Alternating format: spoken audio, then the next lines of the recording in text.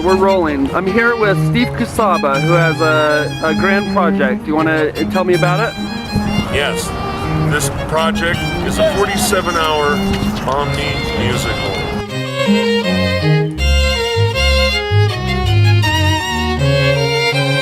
Because it examines the modern ruling structures and how they interact with people.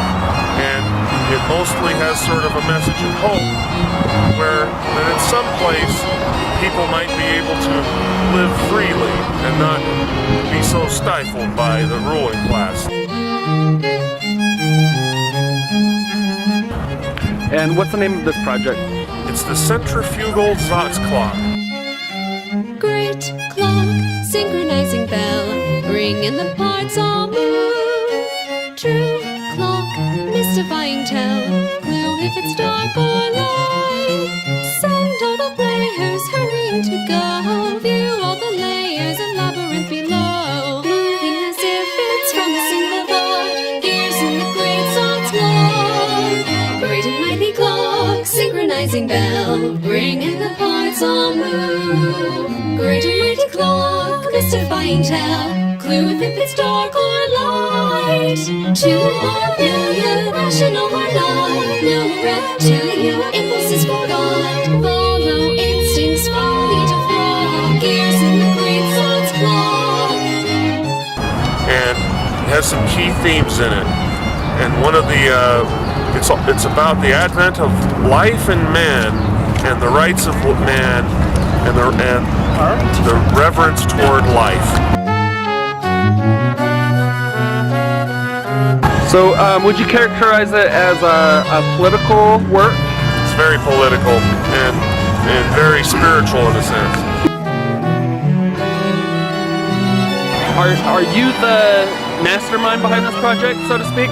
Well, I wrote the music, but there are lots of contributors that actually made the whole thing come to life in a very big way. There's Jason Milkey did all of the drumming parts and did amazing writing for Omni drumming. It's a technique that's never been done before. In other words, there were some pieces that were liquid music where they weren't tied to a tight bar line. And he actually went in and drummed to this, which is pretty amazing given the fact that most people are into time signatures and grids.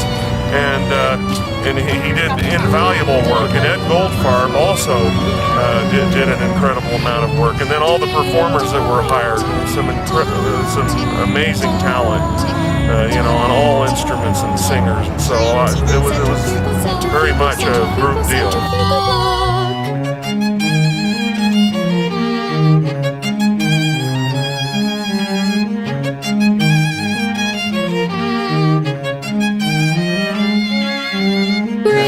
So yeah, I was real happy and pleased to hear the sound with the sort of equipment that I wrote and Steve put together. I'm amazed that I'm happy. I'm gonna try to do something like that myself. So I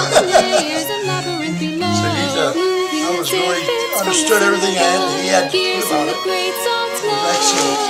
So we should take a look and listen. He's got more to show from what I heard on this. So I think that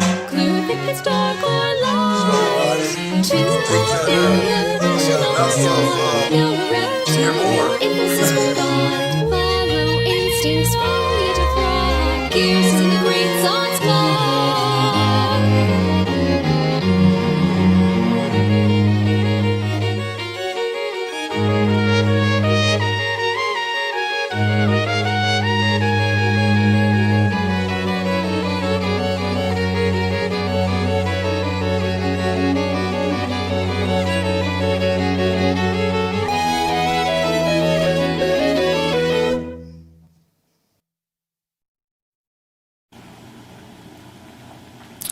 I've never met Steve. And this is all his fault. The so-called right and the so-called left have not only lost their good principles, though no group ever seems to lose their bad principles, but they've lost any understanding of the meaning of the words that define how things work. They use the word capitalism to frequently define crony capitalism and its effects, which is the polar opposite of capitalism. Capitalism in its purest sense is just people buying and selling products with each other, without any meddling from hostile structures. So, you say, I want to buy a pair of shoes. Hey, I'd like to sell some to you. There you go. That's capitalism. Okay? Now, crony capitalism has, for instance, maybe flip-flop makers deciding that they need to put regulations on shoes so they can interfere, so they can not have the shoe market take up too much of their flip-flop sales. The error they also make is that they assume the world is largely run by the free buying and selling that is markets. They say, well, this is a capitalistic world, and then they wish to foist all of the problems that governments put on the world onto the term capitalism, which is just free buying and selling, which can never be wrong. Capitalism also does more than any other force to eradicate poverty and starvation, both directly and indirectly. People being more wealthy means they can afford food. Okay? And then, let's say there are people privately that wish to help people that are having a problem. The more money they have, the more that they can help. Local governments in the world, on the other hand, have done more to create wars that make poverty and starvation. From totalitarianism to its sick cousin, crony capitalism, the earth is covered in a crust of state governments that inhibit individuals and suppress freedom.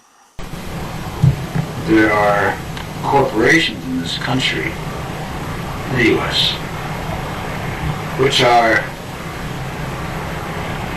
in collusion with this government to target native lands for nuclear dump sites.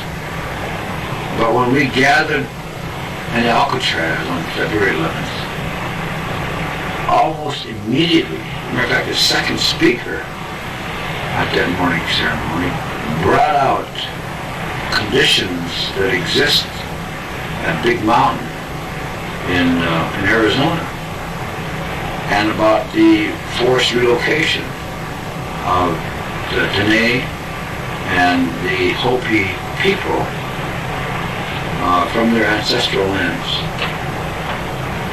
The removal because the government and corporations want them removed from that area because of the coal that sits underneath that land. And then we were reminded of the Western Shoshones and their struggle for their land, and the testing of nuclear weapons on their land. Issues at home are the ones that confront them daily. At home they have to look at the everyday and day-to-day problems and the struggle that they're involved in. And so we took on the responsibility of being a voice for those small groups that are out there yelling and screaming and demanding to be heard. And right now, white America is joining us. Saint Ra is the patron saint of bureaucrats, and at its core is Wilson Mishkin, one of the main figures in this piece. Now, Wilson appears in this song where its progression is snake-like, and of course Wilson has an affinity for the snake, and the progression suits him well. He, with his love of neon, drink, and paperwork, well, from there he also extols the virtues of the ice road trucker. Now, why would he do that? Him being a clown, showing up at Yellowknife and singing the praises of the ice road truckers. Well, he and his good friend Gordon Brown begin this whole thing at Barrow. And Wilson, the bureaucrat, is going from town to town and placing a letter in each one of the towns where it spells out the ideal membership stakes, debt-free path to wealth and security zone. And as the story will start out, there's a murder in some of the towns and not in others. And they're going to ultimately realize that somebody is spelling out some sort of cryptic message. The detective that's chasing after the killer, whoever that may be, suspects it's Wilson Mishkin because he's the one laying out all the letters. So, obviously, when you say the ideal membership stakes debt-free path to wealth and security zone, the first word is the. So, Barrow is the first town. Barrow gets the T, and Yellowknife gets the H. But St. Raw, with a chorus that shows the power of paperwork. St. Raw, whose helpers are so many, influential talking heads, flatterers and sycophants. St. Raw, no mercy granted any, sent from Hades, serve the workers of the plan. What's a bureaucrat to do but steal, embezzle all the loot with fanatical zeal? What's a bureaucrat to do but steal? St. Raw, whose wealth is far from empty, hires for peanuts violent men, carry out the discipline. St. Raw, no mercy granted any, sent from Hades, serve the workers of the plan. What's a bureaucrat to do but steal, embezzle all the loot with fanatical zeal? What's a bureaucrat to do but steal? What's a bureaucrat to do but steal, embezzle all the loot with fanatical zeal? What's a bureaucrat to do but steal? Ice road truckers, I welcome you today for the age. Help us now.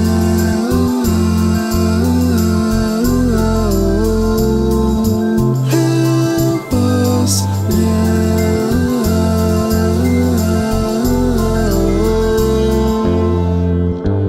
St. Raw, whose helpers are so many, empty zoots and soft sugarmen, born obedient unto death. St. Raw, no mercy granted any, sent from Hades, serve the workers of the plan. What's a bureaucrat to do but steal, embezzle all the loot with fanatical zeal? What's a bureaucrat to do but steal? What's a bureaucrat to do but steal, embezzle all the loot with fanatical zeal? What's a bureaucrat to do but steal? Ice road truckers, I welcome you today. Letter H, help us now.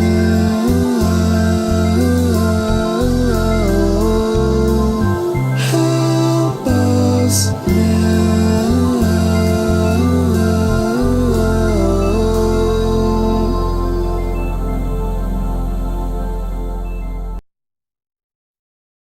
St. Raw, I was amazed that such wording Steve comes up with the technology of his talent of playing. I mean, I can't get enough of it. Can't wait to hear more St. Raw. Because it really, really sticks to you. Once you listen to it once or twice, you understand where he's coming from. Good old St. Raw. I'm in on that. The Trump administration confirmed today it lifted another Obama-era regulation, this time rolling back a ban that prohibits hunters from bringing trophies of elephants killed in Zimbabwe and Zambia back into the U.S. The original regulation was implemented in 2014 after the population of African elephants fell and was seen as a significant milestone to combat illegal poaching and ivory trafficking. National parks in the United States could soon be made into game reserves for hunters. President Donald Trump has proposed scrapping hunting rules on federal lands, which were passed under the Obama administration in 2015. In the U.S. state of Alaska, hunters would now be allowed to hunt black bears with dogs and artificial lights, and lure them with donuts and bacon as bait. They would also be given the green light to kill female bears with their cubs, as well as wolves and pups in their dens. And hunters could use motorboats to hunt swimming caribou.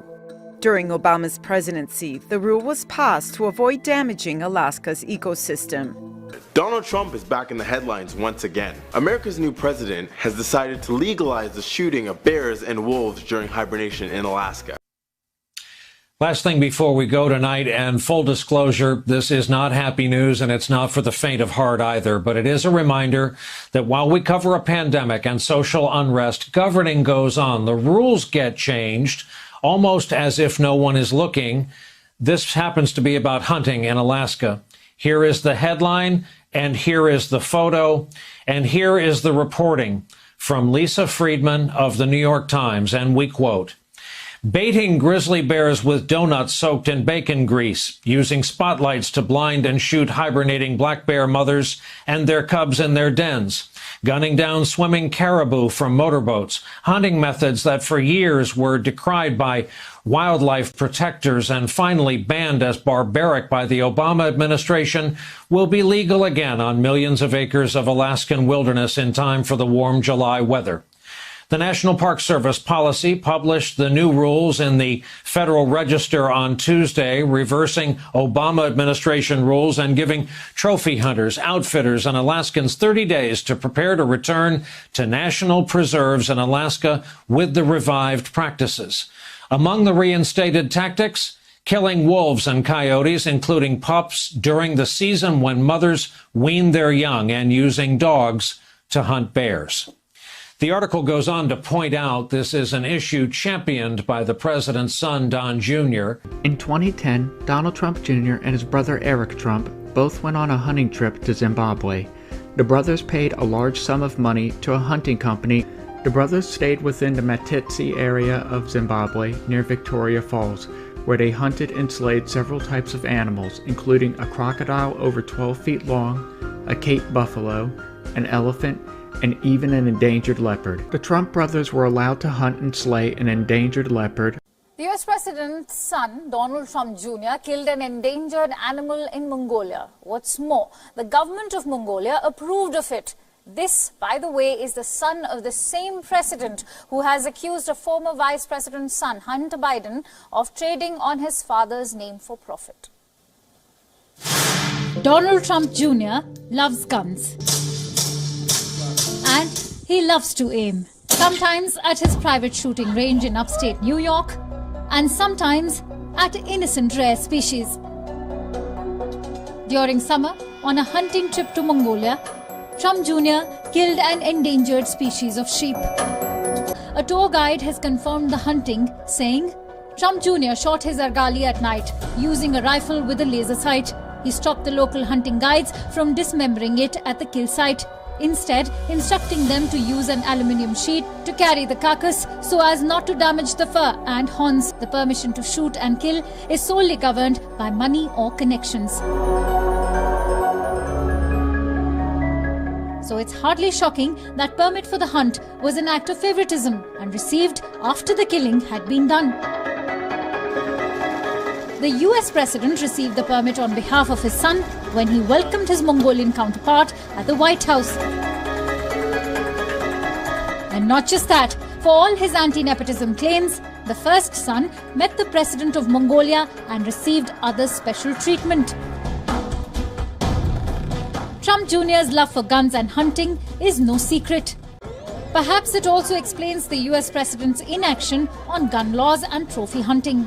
During a week-long trip to Mongolia this summer, President Trump's eldest son reportedly went trophy hunting and bagged a rare longhorned sheep facing population decline in its Central Asia habitats. The rocky highlands of Central Asia, in a remote region of Western Mongolia, are home to a plummeting population of the largest sheep in the world, the argali. The endangered species is believed, or beloved I should say, for its giant curving horns, which can run over 6 feet in length. So I just want to show you a stock image of what one of these animals looks like. And so again, it's an endangered animal, and there are supposed to be some serious penalties for hunting these animals. You could go to jail. Well, the opposite happened, right? So Donald Trump Jr.'s trip to Mongolia last August, where he hunted a rare breed of giant sheep, cost US taxpayers about $75,000 in Secret Service protection, according to documents obtained by a government watchdog group. The documents requested by the nonpartisan and nonprofit group Citizens for Responsibility and Ethics in Washington showed the United States Secret Service estimated Trump Jr.'s 8-day trip racked up expenses totaling $76,859.36. Trump Jr. often shares social media posts with images from his hunting and fishing trips to locations across the globe. Rage continues to grow around the world today after an American dentist hunted and killed Cecil the lion, a famous and beloved beast known as the pride of Zimbabwe. Conservation officials have arrested the local guides who lured the lion out of its African game preserve, where officials say 55-year-old Walter Palmer shot Cecil, first with a bow and arrow, after stalking the lion for 40 hours. He finished him off with a gun, then skinned and beheaded the lion. I cannot understand. What is the thrill? What is the joy? And how do you do that? Well, it's incomprehensible to us because it's not a sport to go and track down a lion and hunt it. These are lions, particularly this one, been in a park. It's used to being around people. It would show no fear. It's not going to run away. If you went into a hunting concession area, it might be a little more skittish and get away. So there is no sport. And then it wasn't an instant killing. Then he had to track it for hours and hours to shoot it with a gun after shooting with the bow and arrow. But the bigger issue is lion populations in general and what's happening to them. The Minnesota dentist who killed Cecil the lion in Zimbabwe is speaking out for the first time since the controversial hunt. Walter Palmer insists he did nothing wrong. And as Jim Axelrod reports, he's going back to work. 6 weeks after being identified as the hunter who killed the beloved national treasure of Zimbabwe, the 55-year-old dentist told the Associated Press and Minnesota Star-Tribune it's time to get his life back on track. Both the guide and the property owner in Zimbabwe have been charged with participating in an illegal hunt, and they both are looking at the possibility of jail time. But at this point, it does not appear the country will seek to extradite Walter Palmer, nor, Elaine, charge him with any crime. Jim Axelrod. Jim, thank you. A hunting and a fishing are their favorite things. And a hunting and a fishing, Wilson, Michigan and Gordon Brown go hunting. Of course, where they started in Barrow, significantly, Gordon Brown kills a polar bear. How he kills it is in the book. Not a very friendly thing. It's not very sporting. But it connects up to Gordon Brown's particular maladjustment. So they're hunting and a fishing and planning out world domination. 'Cause a hunting and a fishing is a favorite thing. 'Cause a hunting and a fishing is a favorite thing. They scheme and sing. Oh, but a hunting and a fishing is a favorite thing. Hunting and a fishing is a favorite thing. They scheme and sing. Gordon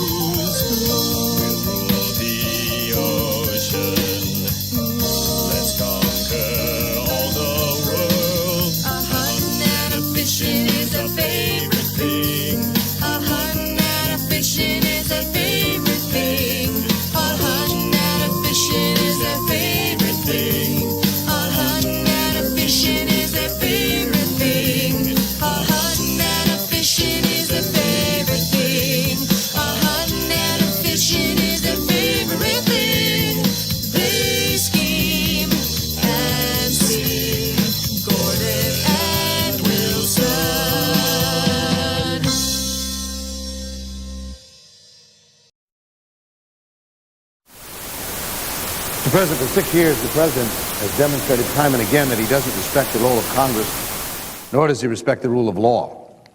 And it's the latter that I want to address this morning, if I can, because it's the rule of law, which is what draws us all together here, regardless of politics or ideology or party. It is the rule of law, not of men, which we swear to uphold when we take the oath of office in this chamber, as members do in the other chamber, and certainly as the President of the United States does. Not too long ago, any discussion of crime and its rapid rate of increase would find the term law and order used as a matter of course.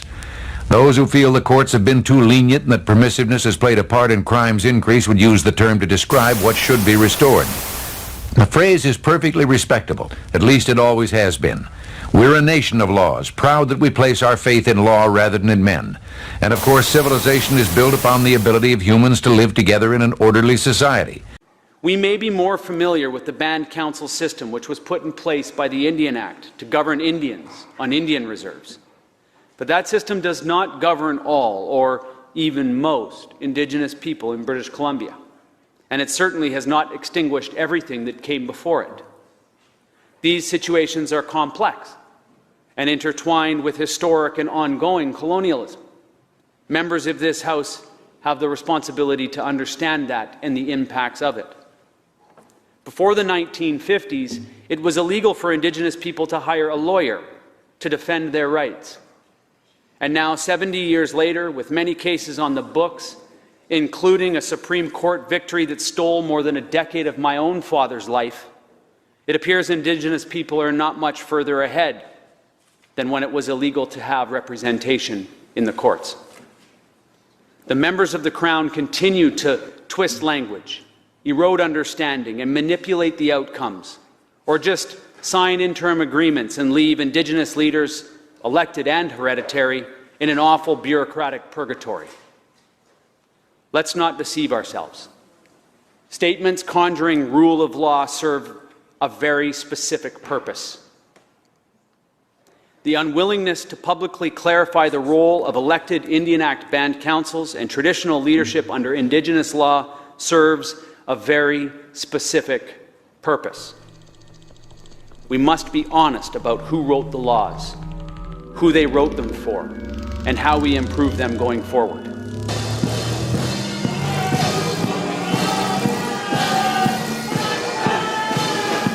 Chief Justice Jeffrey Ma officiated at a Correctional Services Department graduation parade. In his speech, Mr. Ma said, "It is important that all those in the legal profession uphold the rule of law." Law makes freedom work, but without law, there can be no freedom, only chaos and disorder. It was a peaceful demonstration at Lafayette Park across from the White House this evening. Demonstrators on one side, federal and D.C. police lined up a few feet away. The time, 6 o'clock, 1 hour before the D.C. curfew would take effect. A lawful, peaceful protest.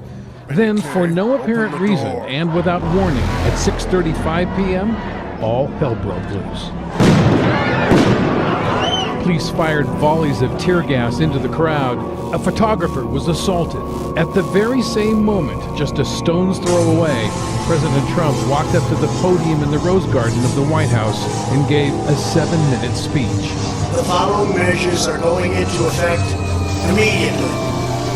First, we are ending the riots and lawlessness that has spread throughout our country. And while the president was speaking, the sound of exploding tear gas canisters and the firing of rubber bullets nearby provided a surreal soundtrack to the president's words.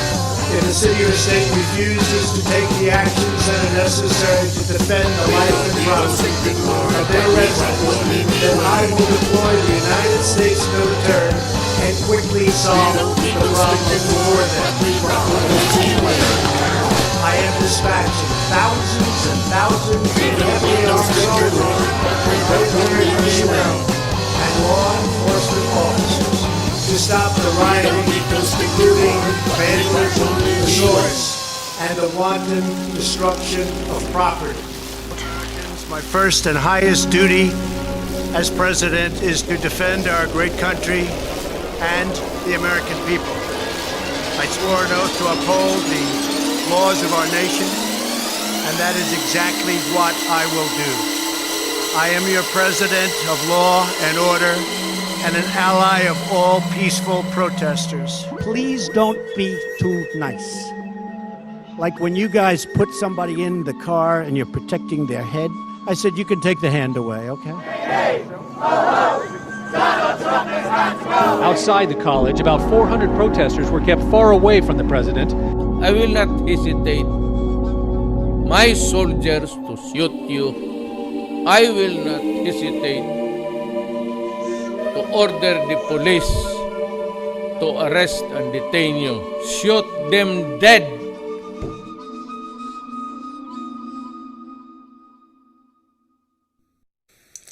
This piece is called Chaos from Order. As everybody, as different ruling classes will always tell you, you must have order. In fact, some people will tell you, without borders, there can be no nation, and without nation, there can be no civilization. Well, these are different forms, for better or worse, of the same concept. There is, of course, a meeting of the men of gray, and they meet at the great hall with all of the gargoyles. There's gargoyles all around, and there's gargoyles through the hall. And as they're coming, the gargoyles are howling and singing and making their noise. As they walk down the hall, the walls are undulating, the floor is moving, and the gargoyles are slithering. And everybody comes into a giant hall, which is like an amphitheater, which has brightly lit the lower levels. And it is there where they all meet. They say something must be done, and they say, well, we need to come up with a scapegoat. And then it's suggested that Benny K is weak. Benny K has a weakness for Chodo plant. They say, we can frame Benny K. Now, we won't be able to prove that he burned down the hall, but we'll insinuate he burned down the hall and prove that he had Chodo plant. And we'll just try and pin this on him. And so, in their macabre, diabolical ways, they all sort of laugh and giggle and revel in the beauty of pinning this crime to Benny K. Oh, the men of gray, who are they? Well, when you have a power structure, you have the people all out in front. You have the people who everyone sees, but then there's the people behind the scenes who actually do make the decisions, and they're called the men of gray in this instance, because no one knows who they are or where they're at. No one can, they just look at the people out front.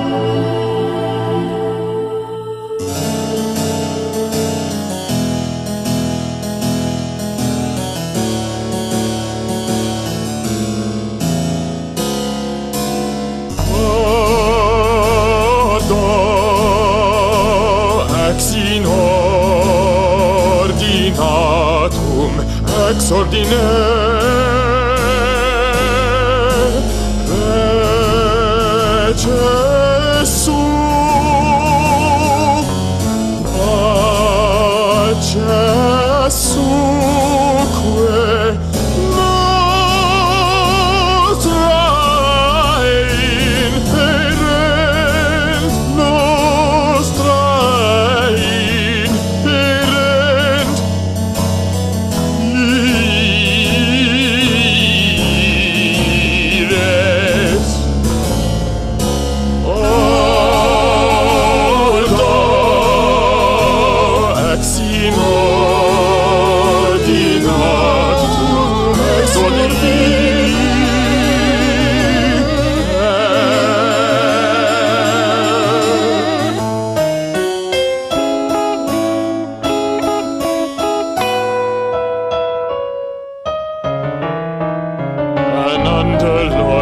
acted for our good.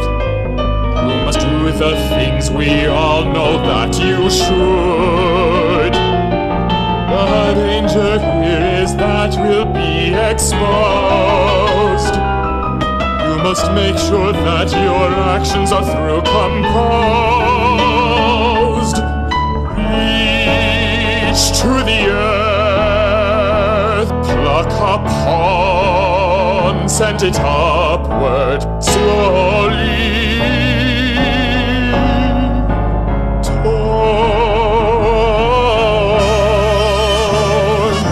as burning wood to keep us clean.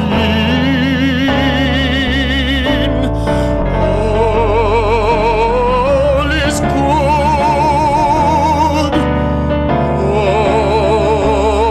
All is good.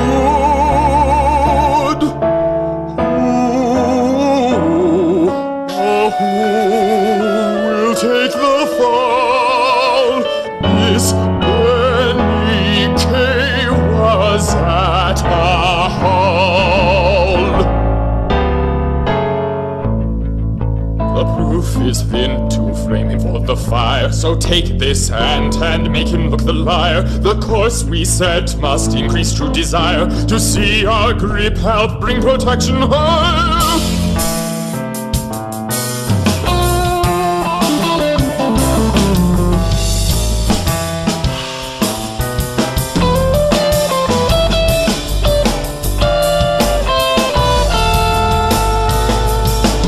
Here's a week, said the informer. Chodo isn't love, and we'll plant him. A symbol of fear, we can't exploit that. Chodo is his love.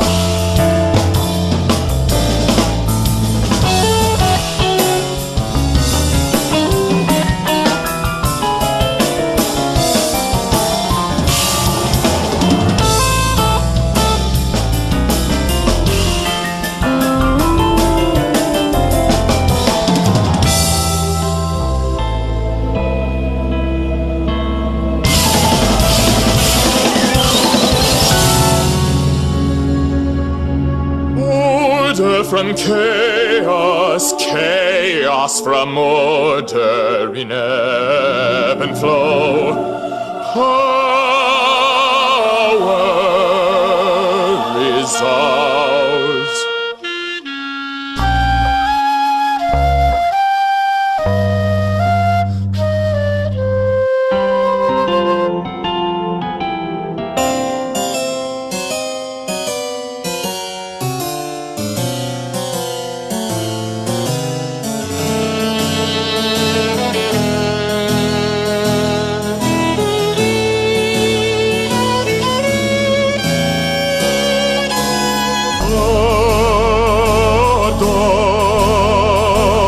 Ex in ordinatum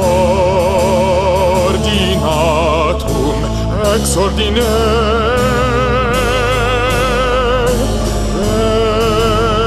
Gesù,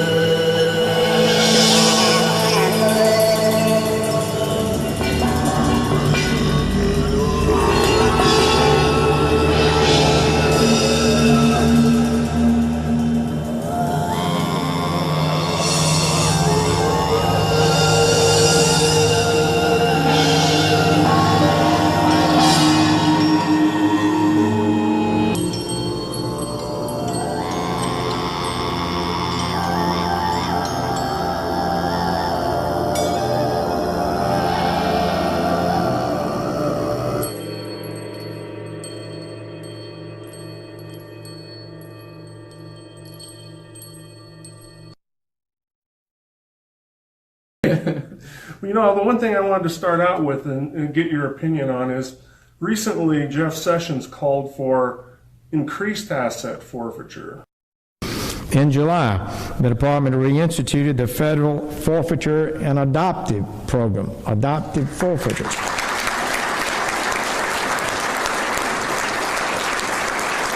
That is, I mean, I love that program. Man, we had so much fun. Which is theft. It is outright theft.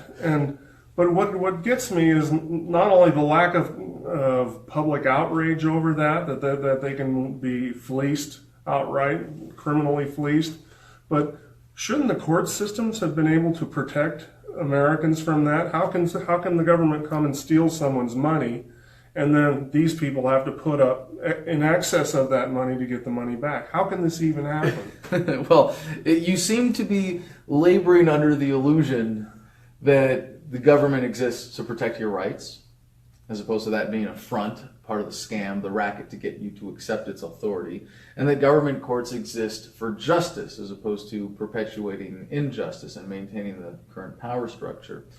So would courts be able to deal with this, or should they? Yes, hypothetically, if you believe the false premise under which they were sold to us. But the reality is that everything about government is there to support the central racket of ripping people off. And I hear your frustration when you say, why wasn't there more of a response to this? Why wasn't there more outrage? And, you know, if you're not outraged, you're not paying attention. Well, yeah, most people aren't paying attention. That's okay. And if I may jump ahead a little bit here, because this is something that has developed recently in my activism and my understanding of freedom in the world, that 90% of the population is never going to think like us. Is never going to care about what we care about the way that we care about it. And that's okay. You know, I don't mess with politics. So It seems that more often than not, verdicts of guilt are often more political than they are judicial in nature. And a fine example of that surrounds the conviction of the Reichstag fire and how it was subsequently treated over the next 73 years. Reichstag fire. The Reichstag fire was an arson attack on the Reichstag building in Berlin on the 27th of February 1933. Just 1 month after Adolf Hitler had been sworn in as Chancellor of Germany. The Nazis stated that Marinus van der Lubbe, a Dutch council communist, was found near the building. The Nazis publicly blamed the fire on communist agitators in general. Although in a German court in 1933, it was decided that van der Lubbe had acted alone as he claimed. After the fire, the Reichstag fire decree was passed. The event is seen as pivotal in the establishment of Nazi Germany. The police conducted a thorough search inside the building and found van der Lubbe. He was arrested, as were 4 communist leaders soon after. Hitler urged President Paul von Hindenburg to pass an emergency decree to suspend civil liberties and pursue a ruthless confrontation with the Communist Party of Germany. After passing the decree, the government instituted mass arrests of communists, including all of the Communist Party parliamentary delegates. With their bitter rival communists gone and their seats empty, the Nazi Party went from being a plurality party to the majority, thus enabling Hitler to consolidate his power. Some historians endorsed the theory initially proposed by the Communist Party, that the arson was planned and ordered by the Nazis as a false flag operation. In July 1933, Marinus van der Lubbe, Ernst Torgler, Georgy Dimitrov, Blagoy Popov, and Vasil Tanev were indicted on charges of setting the Reichstag on fire. The accused were charged with arson and with attempting to overthrow the government. The Leipzig trial was widely publicized and was broadcast on the radio. It was expected that the court would find the communists guilty on all counts, and approve the repression and terror exercised by the Nazis against all opposition forces in the country. At the end of the trial, however, only van der Lubbe was convicted while his fellow defendants were found not guilty. In 1934, van der Lubbe was beheaded in a German prison yard. In 1967, a court in West Berlin overturned the 1933 verdict, and posthumously changed van der Lubbe's sentence to 8 years in prison. In 1980, another court overturned the verdict but was overruled. In 1981, a West German court posthumously overturned van der Lubbe's 1933 conviction, and found him not guilty by reason of insanity. This ruling was subsequently overturned. However, in January 2008 he was pardoned under a 1998 law. I knew all the top chaps in the Nazi Party. I'd made it my business to get to know them. I was there within half an hour of the thing having been discovered, and running into a policeman, and this policeman told me, "We've caught one of the chaps." This was the famous Marinus van der Lubbe, a Dutch hitchhiker. And a few minutes later, 3 black Mercedes cars drew up, and sure enough it was Hitler, and I was just in time to tag myself on the end of his party. There was Goering, standing massive. He said to Hitler that they'd caught 1 man, and at which Goebbels, I can remember, a villainous little man, he whipped in and said, "And who is he?" And Goering said, "I don't know yet, but never mind, doctor, we shall squeeze it out of him all right." From then on, the Constitution was suspended, anybody could be arrested without a warrant, and after this, the way was clear.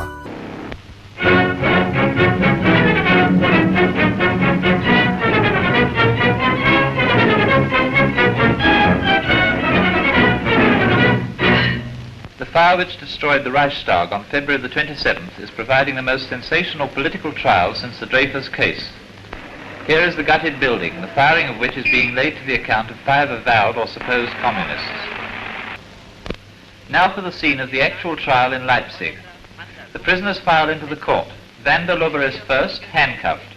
Then the smartly groomed Torgler, former chairman of the German Communist deputies to the Reichstag. Afterwards the 3 Bulgarians, Dimitrov, Popov and Tanev. Van der Lubbe is the only one actually charged with arson, having been found in the Reichstag building at the time of the fire. The 4 prisoners other than van der Lubbe are not manacled, though closely guarded by policemen. Now the president of the court, Bunga by name, delivers his address, in which he deprecates the attempt to prejudge the issue, while van der Lubbe listens with a depressed air. Wegen Brandstiftung und hochverräterischen Unternehmens von unberufener Seite außerhalb geschieht. This trial, apart from its sensational implications, is unique in the manner of its presentation, employing as it does all the modern methods of spectacular publicity. Besides the press and the newsreel, loudspeakers carry the words to every corner of the court. Wireless broadcasts it to the world, and gramophone discs preserve it as history for posterity. Dass die Verteidigung der Angeklagten dem deutschen Gesetz und Brauch entsprechend unbedingt frei ist. Damit trete ich in die Verhandlung ein.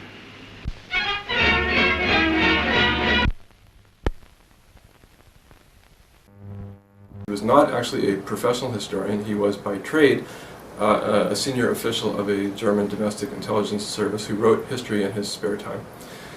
And his day job, so to speak, gave him the means to exert pressure on a very prestigious Munich Research Institute, the famous Institute for Contemporary History in Munich.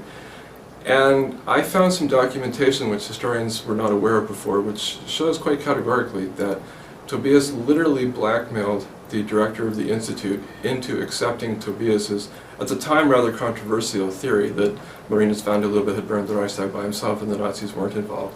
And because of the prestige of the Institute for Contemporary History, that view then took hold among historians, and that really is why most historians today, in fact, accept the so-called single culprit theory, the Marinus van der Lubbe theory. In the song Guilty, Guilty, Guilty, well, after the trial, in the trial, in that piece, Benny Kay's not very smart. For one, Mason, his attorney, is trying to conduct a defense and tell him to shut up. And he says, Mason, you're fired. And he says, I did not burn the hall down, but I did use Chodo. I did have Chodo plant. Because he believes that it's his body and it's his right to do what he wants with his body. And they have no right to make Chodo or anything else against the law. And so he stands up on principle. And then what happens to most men of principle in the world? It turns out badly. He ends up being convicted, and in a system where, of course, the judge works for the ruling class, the police work for the ruling class, and the prosecutor works for the ruling class. So, gee, no surprise that he's guilty. Guilty, guilty, guilty. And that's the verdict. Guilty, guilty, guilty, guilty, scumbag loser. Guilty, guilty, guilty, guilty, selfish clown. Guilty, guilty, guilty, guilty, eternal loser. You think it's fun, but we'll strike you down. We sentence you to time in hell. Our prisons are the scourge of the earth. When you're sitting in a tiny closet to contemplate the error of your birth, the state cannot tolerate unlimited pleasure. Show no plant possession is a terrible crime. The only words to use are the ones of confession. Humble flagellation is the proper use of time. Guilty, guilty, guilty, guilty, scumbag loser. Guilty, guilty, guilty, guilty, selfish clown. Guilty, guilty, guilty, guilty, eternal loser. You think it's fun, but we'll strike you down.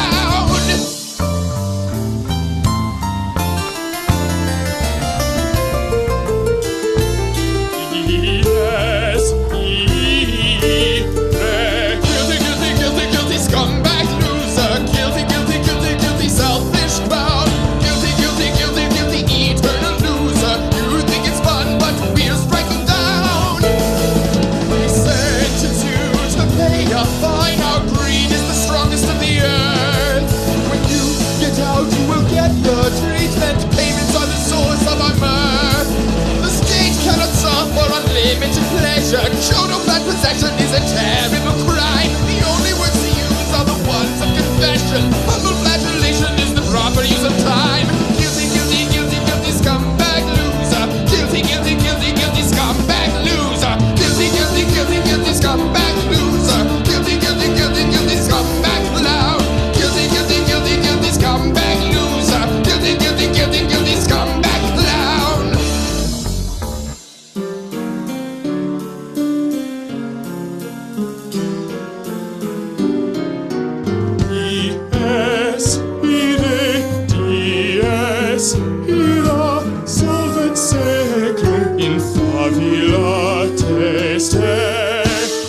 David, cum sibilla, quantus te mores futurus, quanto iudexes meturus, cuncta stricte disus furus.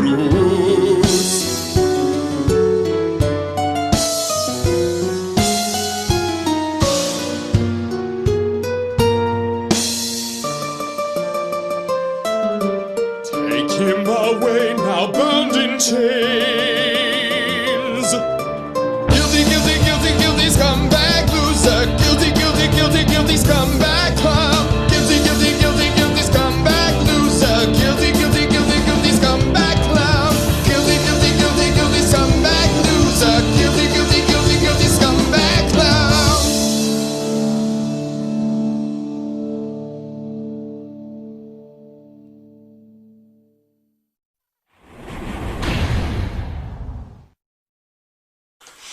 Domination is the driver.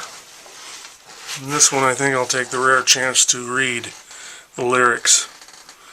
Each century contains the seeds sown from, brought by violence, dressed up by culture in a bow tie. They move so close there's no room for a dime. They hold one eye open. What brings them closer? What breaks the impasse? With aims so contrary, what makes them long for each other so badly? Domination is the driver. Who is to say how these structures collapse? It takes down everyone. Yet these small actors remain on the stage. Where is the sweetness to soothe their rage? They will strike out in view of the sun. History speaks glowingly. Why are they chronicled in such a way? Who is to say why this sorrow remains so strong with the laughter? Some might observe, we don't understand. She came so far, he is strongly impressed. He knows she's a tiger. They are both hunters as well as the prey. The tears will come later. They moan and they sweat as they both get their way. I see anger in their eyes. This is about Nancy and Maish. Maish is the son of Daish, who is the head man of Grey, father and son. Maish gets together and they're battling because Maish wants some power now.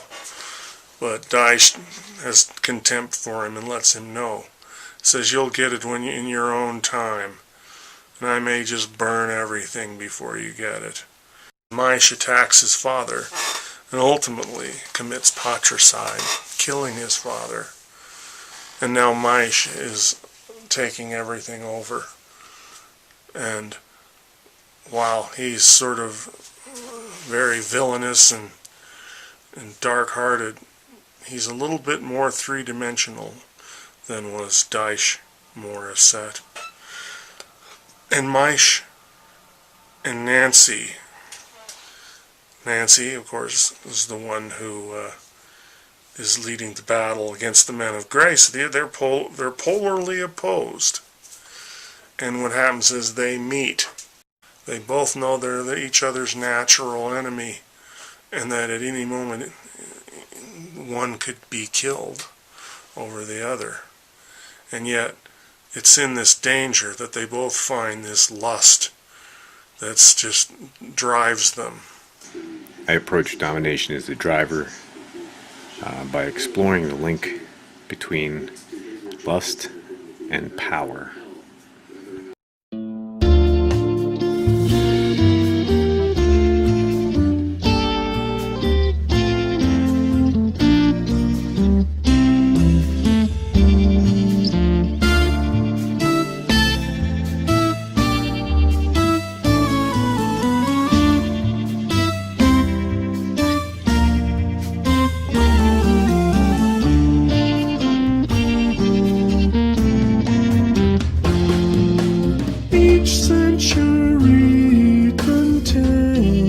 Seeds sown from, brought by violence, dressed up by culture with a bow tie.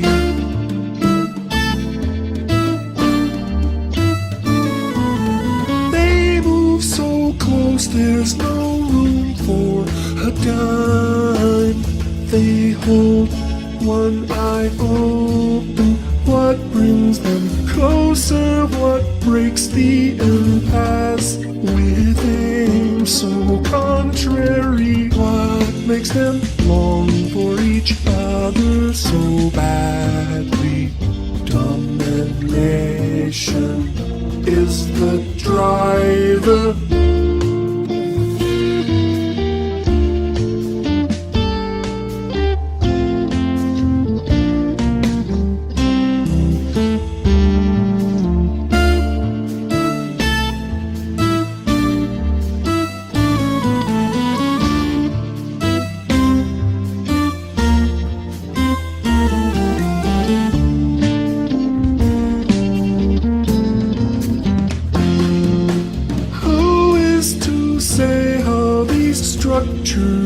collapse it takes down everyone, yet these small actors remain on the stage.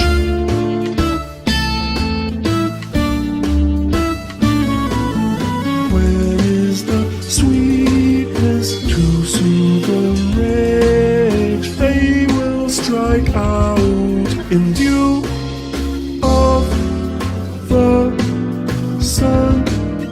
History speaks glowingly. Why are they chronicled in such a way?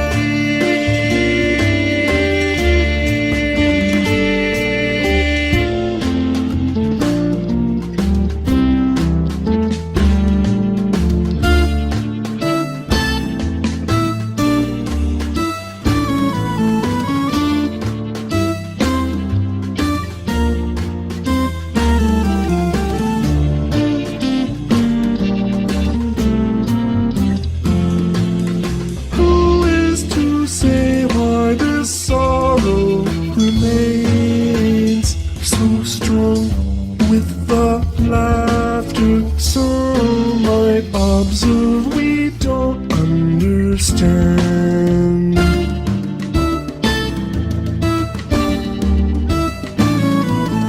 She came so far, he is strongly impressed. He knows she's a tiger. They are the hunters as well as the prey. The tears will come later. They moan and they sweat as they both get their way. I see anger in their eyes.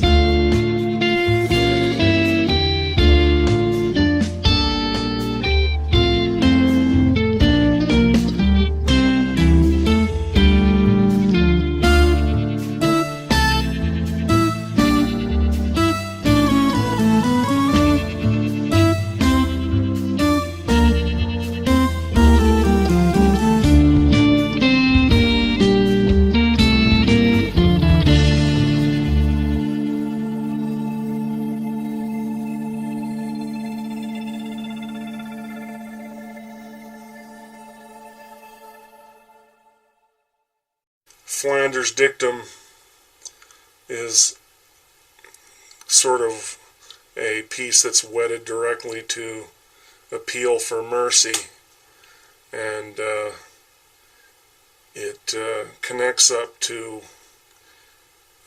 Commander Flanders is extolling all of his troops as they go to various areas like New Dayton to be cruel to the civilian population, because your overall goal and what you're trying to accomplish will further the aims of mankind, and the ruling class is directing you to be strong for the sake of the goal, for the good of the whole. And of course, you know, hundreds and hundreds and hundreds of iterations of that, Pol Pot and their crazy nutness, you know, inflicted on the population. So they're running around killing people over something that really should put them in a padded cell.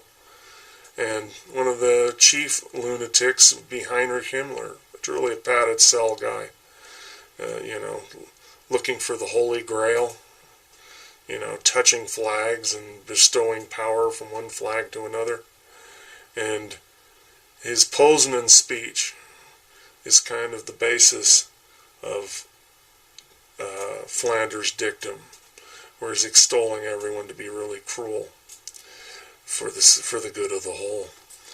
And appeal for mercy comes down to the level of an individual, and you find Himmler at a camp talking to an individual, asking him if he, because he looks Aryan, he's asking him about his details, and the man informs him that he's Jewish, and then Himmler says, well, then I can't help you, walks away. And it's the, and it's the coldness and cruelty one-on-one between the person of power and the victim, and all actions of cruelty toward life, all the different manifestations of being mean to life, as well as humans being mean to humans, is the main driver in it is the ability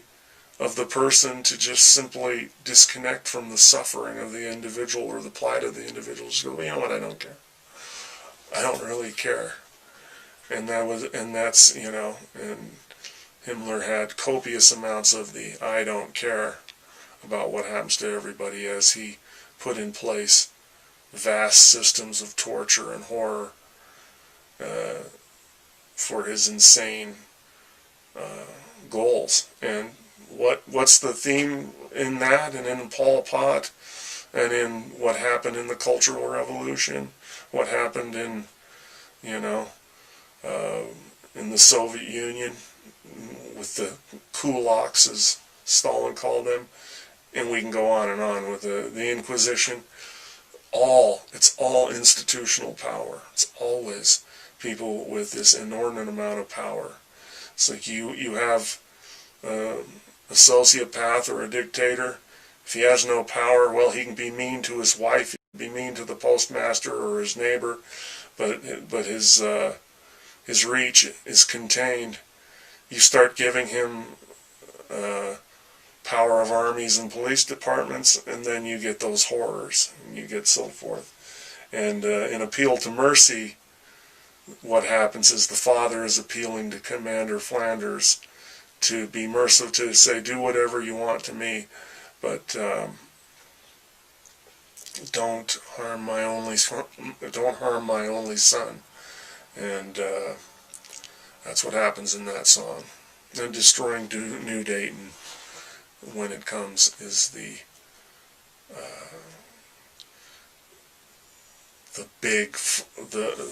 big explosion of mass numbers of people upon an urban center, destroying everything in its wake.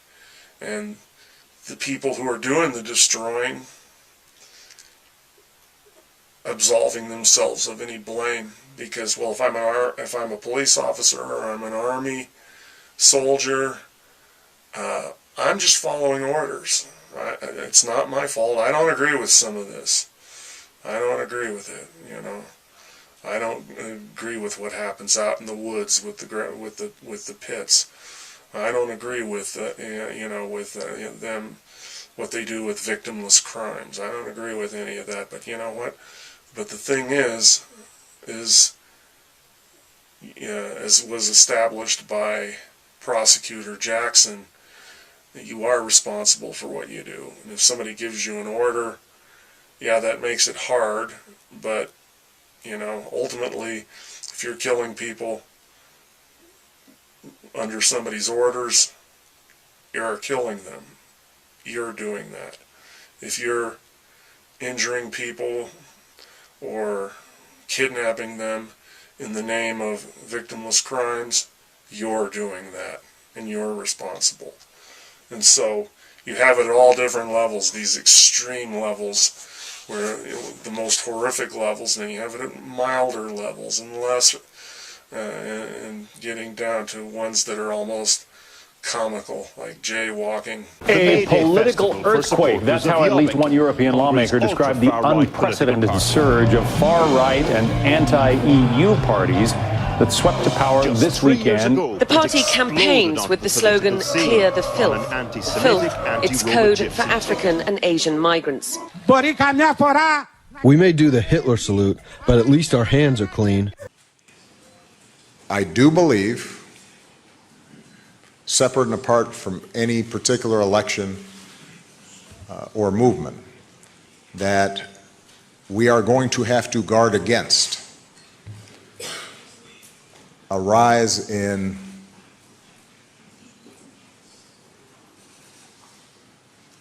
a crude sort of nationalism or ethnic identity or tribalism that is built around an us and a them. And I will never apologize for saying that the future of humanity and the future of the world is going to be defined by what we have in common, as opposed to those things that separate us and ultimately lead us into conflict.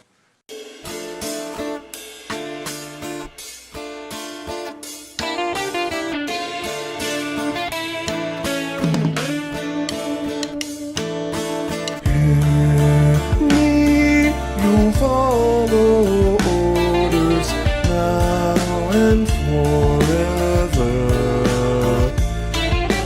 Now and then you'll feel a little bad. Take this pill or drink the frothy ale. Courage will grip you. Nothing will seem cruel.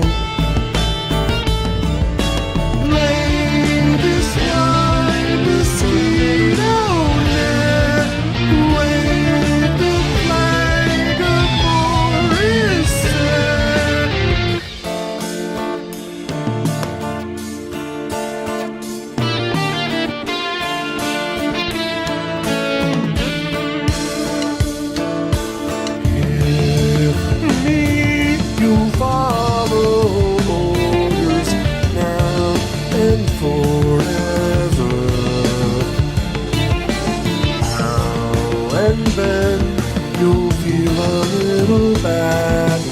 Drink the brew and vomit in the pail. Courage will grip you. Nothing will seem true. Close your eyes, you'll see it all. Wave your hand.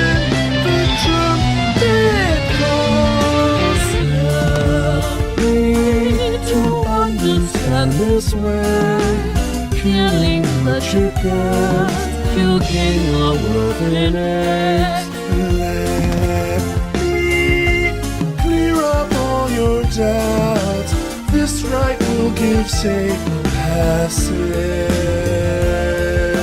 So our business isn't eggs, it is killing chickens. This is what we are all about. Make your leaders proud. Wave the flag of With me you'll follow orders now and forever. And then the numbers will seem large.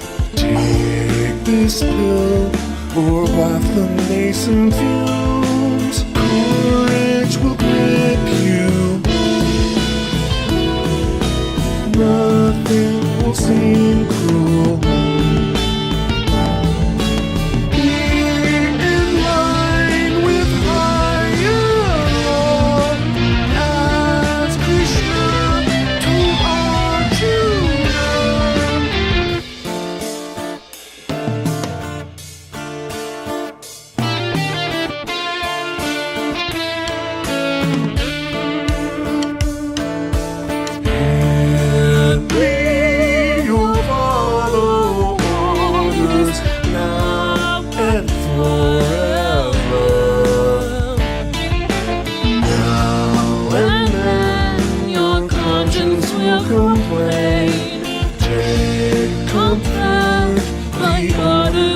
Insane courage will grip you. Nothing will seem true. Let us light the speed of death. Wave the flag of forest.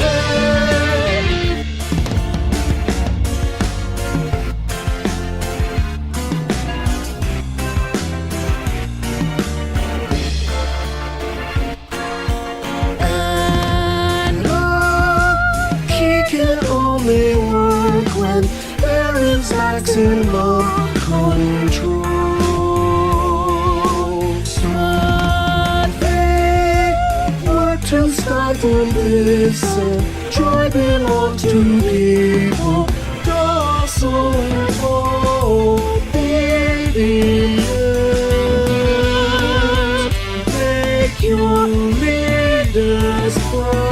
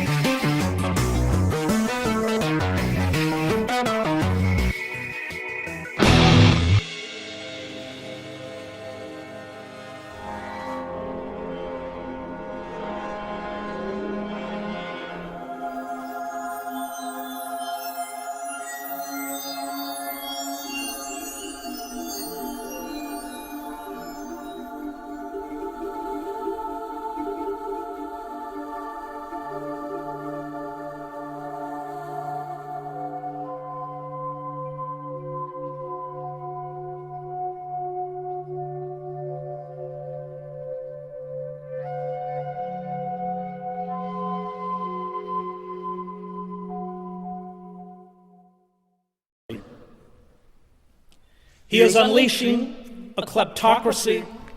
The word comes from the Greek klepto, meaning thieves, and kratos, meaning rule, so it is literally rule by thieves. A question. How does one man assert power over another? By making him suffer. Exactly. Obedience is not enough. Power is inflicting pain and humiliation, otherwise you cannot be sure. Power is tearing human minds apart and putting them together again in new shapes of your own choosing. Power is not a means, it is an end. In our world, there will only be triumph and self-abasement. Everything else we shall destroy. It was one of the most controversial decisions taken in the CIA's history, to subject terrorist suspects to what the agency called enhanced interrogation techniques, but what nearly everyone else calls torture. At secret locations around the world known as black sites, America took the gloves off. Interrogators used methods like waterboarding, simulated drowning, to get America's enemies to spill their secrets. I want to say something else. There's been a lot of talk in the newspapers and on TV about a program that I put in motion to detain and question terrorists and extremists. Secondly, this government does not torture people. Why is waterboarding legal, in your opinion? Because the lawyer said it was legal. It said it did not fall within the Anti-Torture Act. You'd make the same decision again today? Yeah, I would. This is not controlled drowning, it is drowning in the end. Does it plant any seed of doubt in you, though? No. No seed of doubt at all? Absolutely all of this information in here, no seed of doubt that whether this worked or not? It worked. It absolutely did work. Let me ask you, what do you say to Gul Rahman? What do you say to Suleiman Abdallah? What do you say to Khalid al-Masri? All three of these folks were detained. They had these interrogation techniques used on them. They eventually were found to be innocents. They were released, no apologies, nothing. What do we owe them? Well, what does this? I mean, let me go to Gul Rahman. He was chained to the wall of his cell, doused with water, froze to death in CIA custody, and it was a case of mistaken identity. Right. Anybody ever die in the interrogation program? No. You're sure of that? Yeah. I'm more concerned with bad guys who got out and released than I am with a few that, in fact, were innocent. 25% of the detainees, though, 25% turned out to be innocent. They were So where are you going to draw the line, Chuck? How are you going to know? Is that too high? Is that you're okay with that margin for I have no problem. Did you authorize the tactics that were used against Sheikh Mohammed?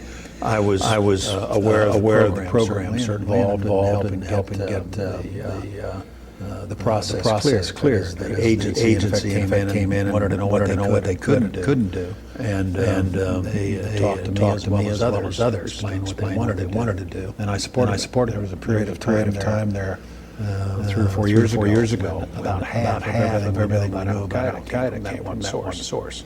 So it's been a remarkably successful effort. I think the results speak for themselves. In hindsight, do you think any of those tactics that were used against Sheikh Mohammed and others went too far? I don't. And on KSM, one of those tactics why there's waterboarding, that seems to be a tactic we no longer use. Even that you think was appropriate? I do. It's not about them. It's about us. It's about us. What we were, what we are, and what we should be. I didn't say we didn't torture. I've said repeatedly that America doesn't torture, and I'm going to make sure that we don't torture. What I said was... You said America doesn't torture. Well, what I said was once I banned these enhanced interrogation techniques, which I had said were torture, that's not something that we're going to be doing moving forward after I had issued that edict. We did some things that were wrong. We did a whole lot of things that were right, but we tortured some folks. We did some things that were contrary to our values. I would absolutely authorize something beyond waterboarding, and believe me, it'll be effective. If we need information, George, you have our enemy cutting heads off of Christians and plenty of others by the hundreds, by the thousands. Do we win by being more like them? Yes, I'm sorry. You have to do it that way. He asked me, what do you think about waterboarding, Mr. Trump? I said, I love it. I love it. I think it's great. And I said, the only thing is we should make it much tougher than waterboarding. And if you don't think it works, folks, you're wrong. But would I approve waterboarding? You bet your ass I would. In a heartbeat.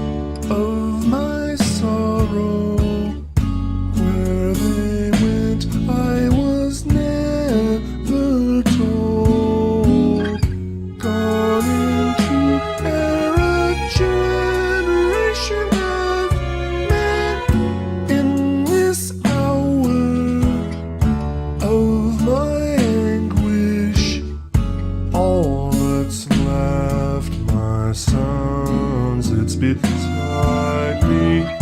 Can you spare this young boy of 12?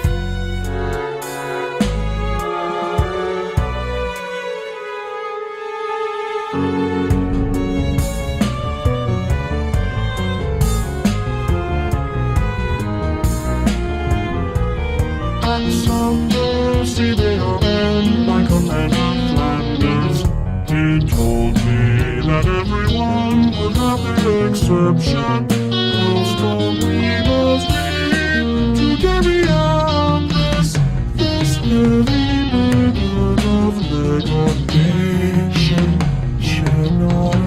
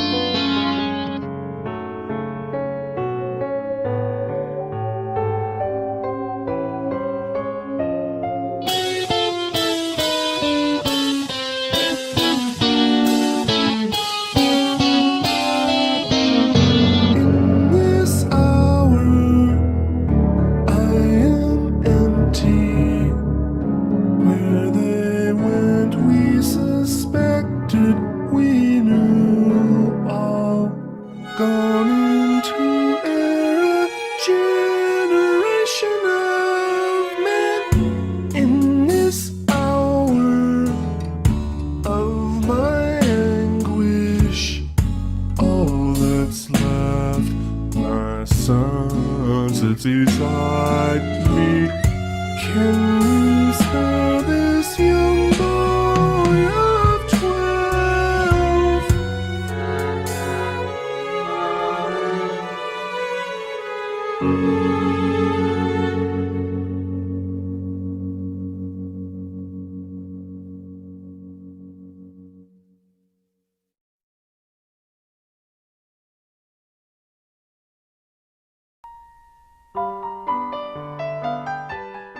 In 1919, troops were coming home from World War I. But those troops were also returning during the largest immigration waves in U.S. history. From 1900 to 1920, the population of America increased by nearly 40%. That made for a fierce competition for jobs, like at the stockyards of South Chicago. In the late 1800s, Omaha, Nebraska was a booming western city that was soon to become #1 in the world in livestock meat production. These workers were primarily of European descent, and from 1910 to 1919, their participation in labor strikes and the First World War left many vacancies at the meat packaging plants. To fill the void, company owners vigorously recruited blacks in the southern states. There were ads in papers in Omaha and throughout the South that beckoned blacks to come north to better wages and living conditions. The wages that blacks were paid at the Omaha plants were lower than white workers, but it was significantly more money than they could earn in the South. Hundreds of blacks began to replace white plant workers, and by 1915, a burgeoning black community was established near the meat packaging plants in South Omaha and the near north side of the city. By 1920, over 10,000 African Americans were living in Omaha. Racial tension began to build in Omaha. This tension culminated in the summer of 1919, when one plant worker in particular met a horrible fate.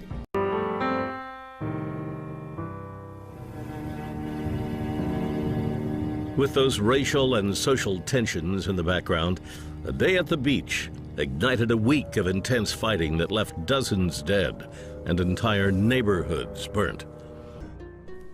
On September 25, 1919, Agnes Lobeck identified 40-year-old Will Brown as the man who attacked her. Brown was then arrested and taken to the Douglas County Courthouse. Before Brown was even identified, a civic storm was already brewing in Omaha due to a series of inflammatory stories published in the Omaha Bee and struggles for political power between racketeer Thomas Dennison and Omaha's mayor Edward Smith.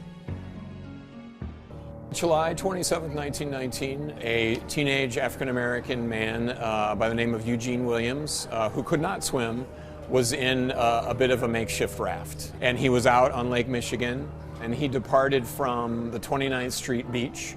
And this is an era we think of the South as being segregated. Well, in Chicago, none of this was enforced by law, but it was enforced by custom. So there were strict dividing lines between the 26th Street beach, which was for whites, and the 29th Street beach, which was supposed to be for African Americans. Eugene Williams' raft drifted over close enough to 26th Street beach, that is the white beach.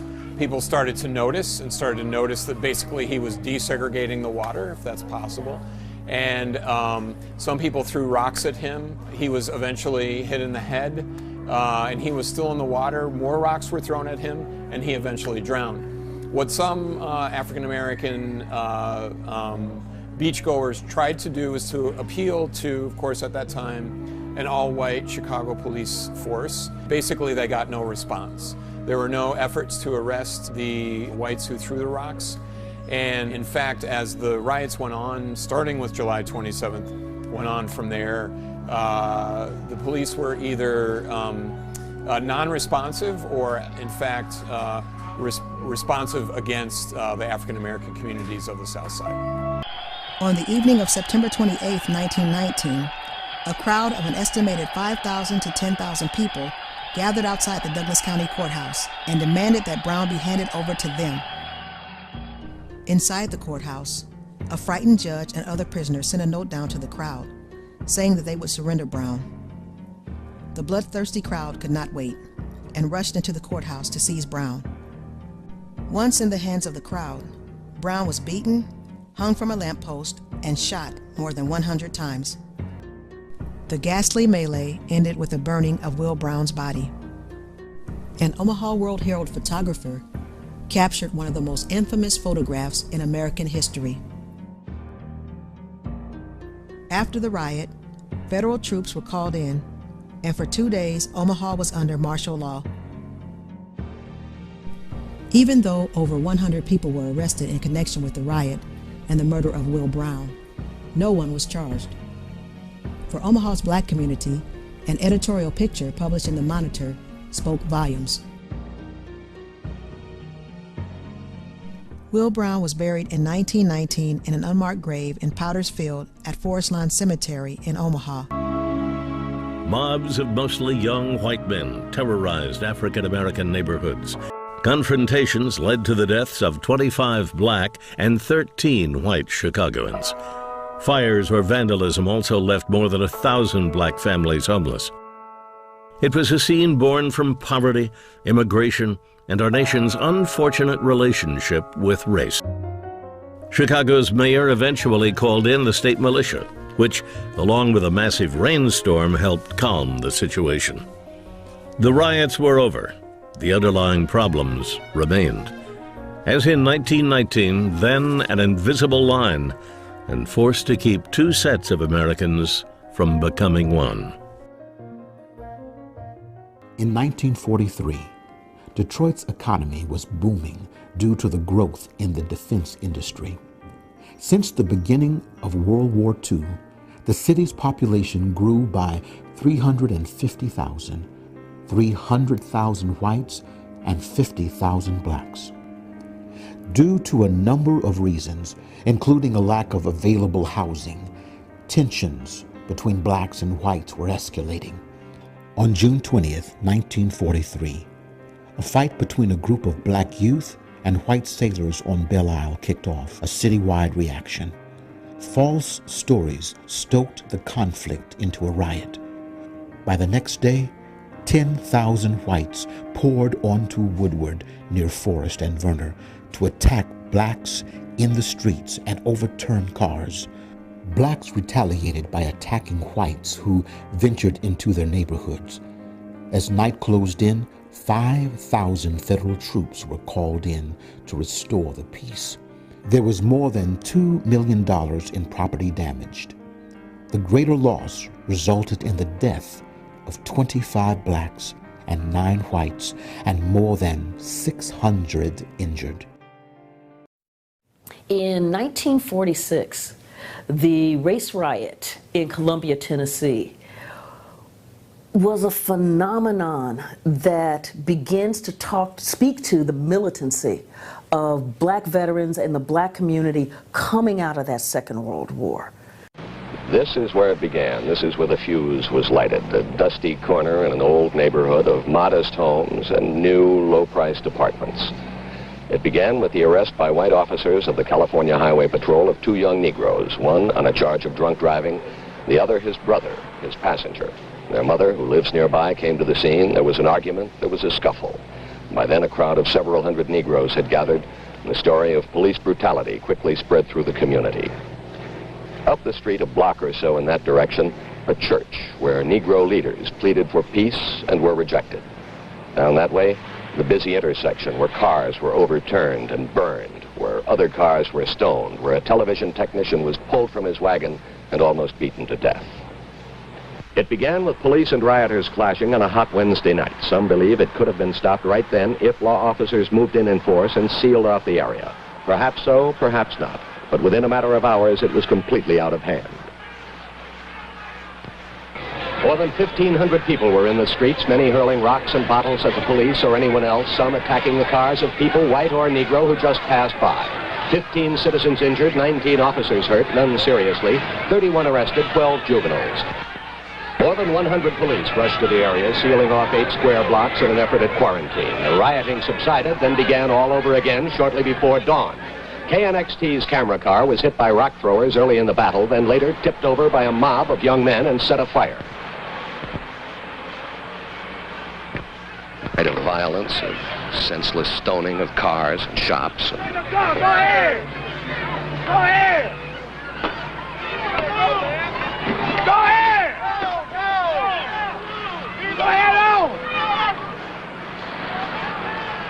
A number of stores broken into, liquor stores cleaned out by mobs.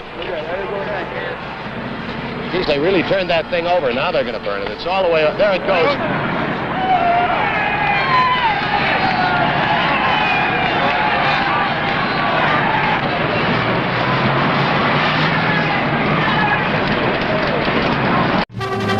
Newark, New Jersey became a city of race riots, violence, looting, and hate.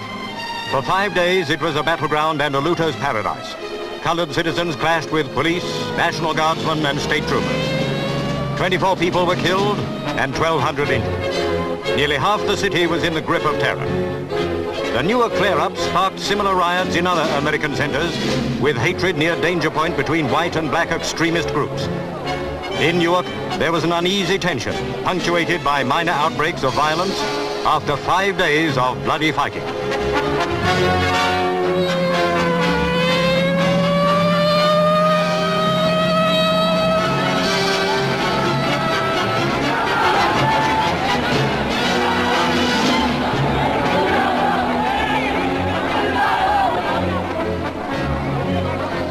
From rooftops and windows, snipers picked their targets. The toll of dead and injured tells its own tragic story. Damage runs into millions of dollars.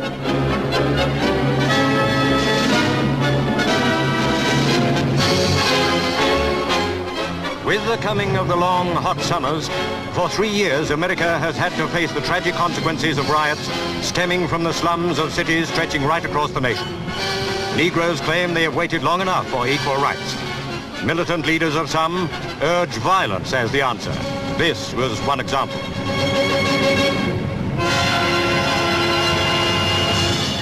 In 100 places, Detroit is afire. 100 square blocks are now under siege. And as you walk through the area, people shout from their homes, "Watch out for the snipers."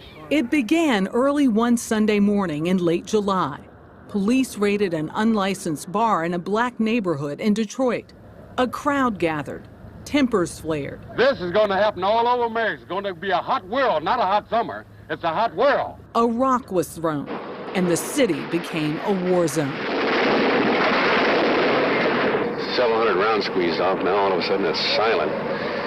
Tense quiet, everybody looking around. The fires burned for 5 days. The fire has been raging for more than 30 minutes. The people have been evacuated, and yet the firemen are unable to respond. Reported structure fire for Light 464. We're taking some pretty heavy flak on Adams about Hobart. There's 3 separate structure fires through the window. Like the fire. There's a PD in that area and some fire companies assigned. We have a fireman shot. We have a fireman shot. We need help immediately. Roger, PD. We can't beat us out in front of the gurney. They're dispatching LAPD units along with all fire trucks that respond to major emergency blazes for protection. But with respect to trying to get LAPD service or anything else, folks, you're on your own down there.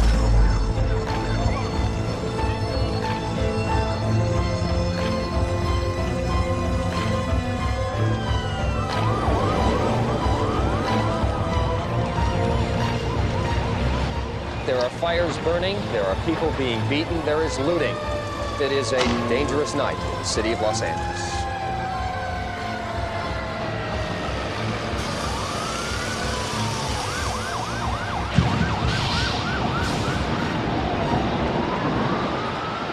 It was 25 years ago tomorrow that riots broke out in Los Angeles. The mostly African-American community of South LA erupted after a jury acquitted 4 white police officers in the videotape beating of Rodney King, a black motorist who had been stopped for speeding. 6 days of violence left 55 people dead and 2,000 wounded. 11,000 were arrested.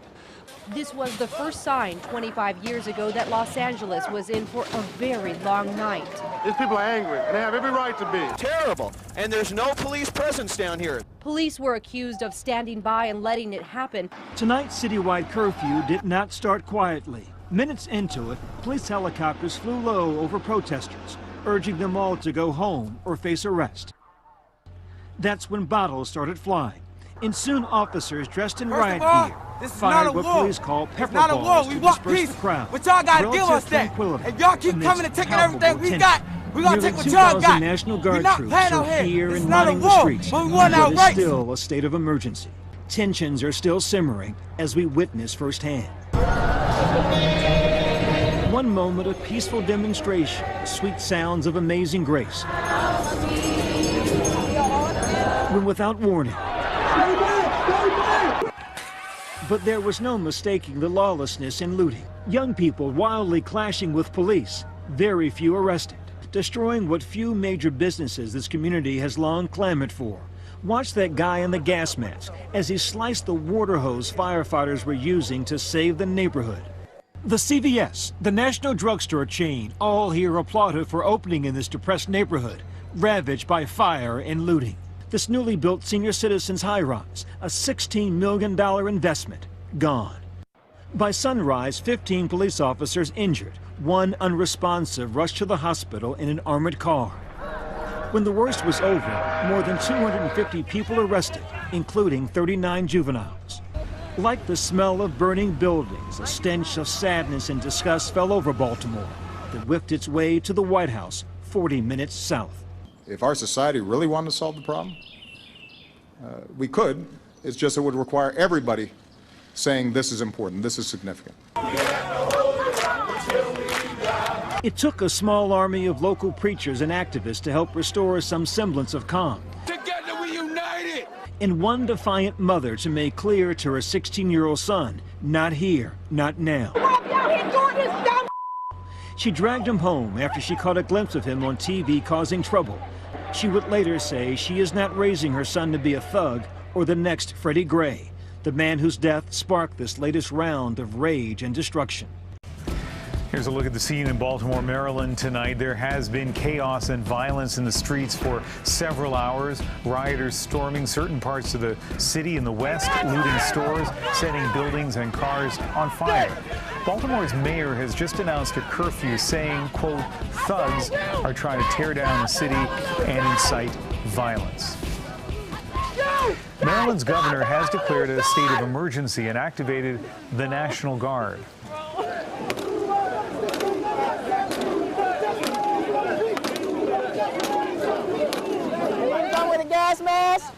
For hours, there was a measured response from law enforcement. Riot police standing guard as the chaos continued around them. Several police cars were lit on fire, as well as a major pharmacy. 15 police officers have been injured in the clashes as rioters pelted them with bricks and bottles. The violence erupted after a funeral was held today for 25-year-old Freddie Gray. He died a week ago after being severely injured in police custody.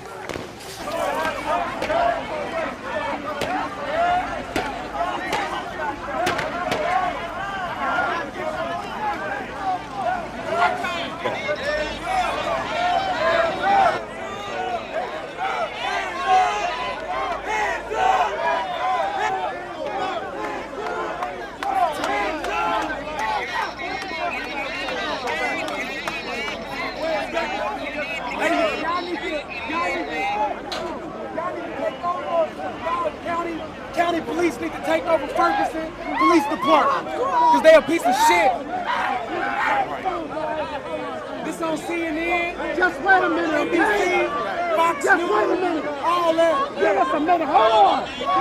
We got y'all faces before y'all put the masks on.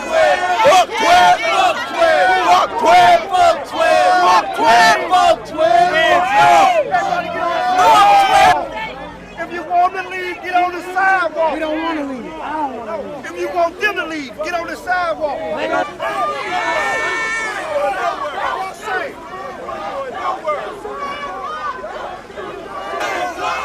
shoot! Don't shoot! Don't shoot!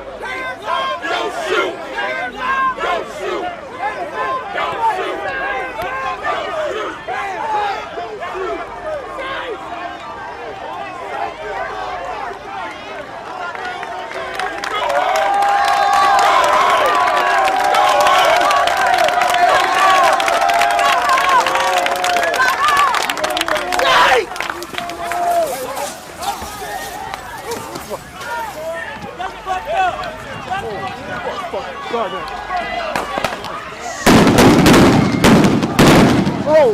fuck! Fuck you! Why are African Americans still dying at the hands of law enforcement in this country? And so are white people. So are white people. So are white people. More white people, by the way. More white people. Being a police officer is not an easy job by any means, but it is very hard to look at the videos that we have been seeing from all across the country and not conclude that there is something deeply broken in the culture of policing in America, something that is at the core of the crisis this nation is now experiencing. 75-year-old Martin Gugino, who's a longtime peace activist there, approached a group of officers at a protest, just walking up to them. Here's what happened next. He is leaking! He's not of his ears! He's not of his ears! He's bleeding out of his ears! Get him better! That's just 15 seconds of that video that you saw. And in just those 15 seconds, that scene is an entire syllabus on how the culture of policing is broken. Instances like this are happening around the nation. Indianapolis police investigating officers seen here firing pepper balls at a woman and striking her with a baton. You can see that there. A video out of Chicago shows an officer chasing and punching a protester. Police department opening an internal review of that incident, again, caught on homemade video. Another one shows LA police officers striking protesters. You'll see, boom, with batons again. And again, you can see. Now take this video showing Philadelphia police hitting civilians with batons. You can hear the outrage and concern. You can see the shoving. Tackling the woman to the ground ultimately. Almost like a melee here. You see her trying to get away basically from the attack. We're seeing a disturbing police response in New York as well. Here's officers beating protesters, hitting them with batons, throwing people to the ground, striking, again, people who appear not to pose an imminent threat and who appear, some of them who are getting hit, to be unarmed. New York's elected officials, though, I want you to see this with your own eyes before I play the next clip. This is what happened. You can see multiple people getting hit. You can see the batons. You can see it looks like a melee. But here is New York leadership. A lot of restraint from the NYPD overall. The NYPD has actually taken, I think, a very open approach, respecting protest, flexible as always. Police bludgeon peaceful protesters with batons for no reason. That's not a fact. They don't do that. Anyone who did do that would be obviously reprehensible, if not criminal. Put your helmets on. Miguel, stay with me. Okay, we got gas. Moments after that, I was hit in the leg with a rubber bullet while still on camera. And sometime after that, having just been shot at and tear gassed and without any protesters around us, my team and I and a foreign TV crew attempted to retreat, encountering police and National Guard at another intersection. We approached slowly with our hands in the air, announcing, "We're media." They heard us, and they responded with, "We don't care," and they opened fire again.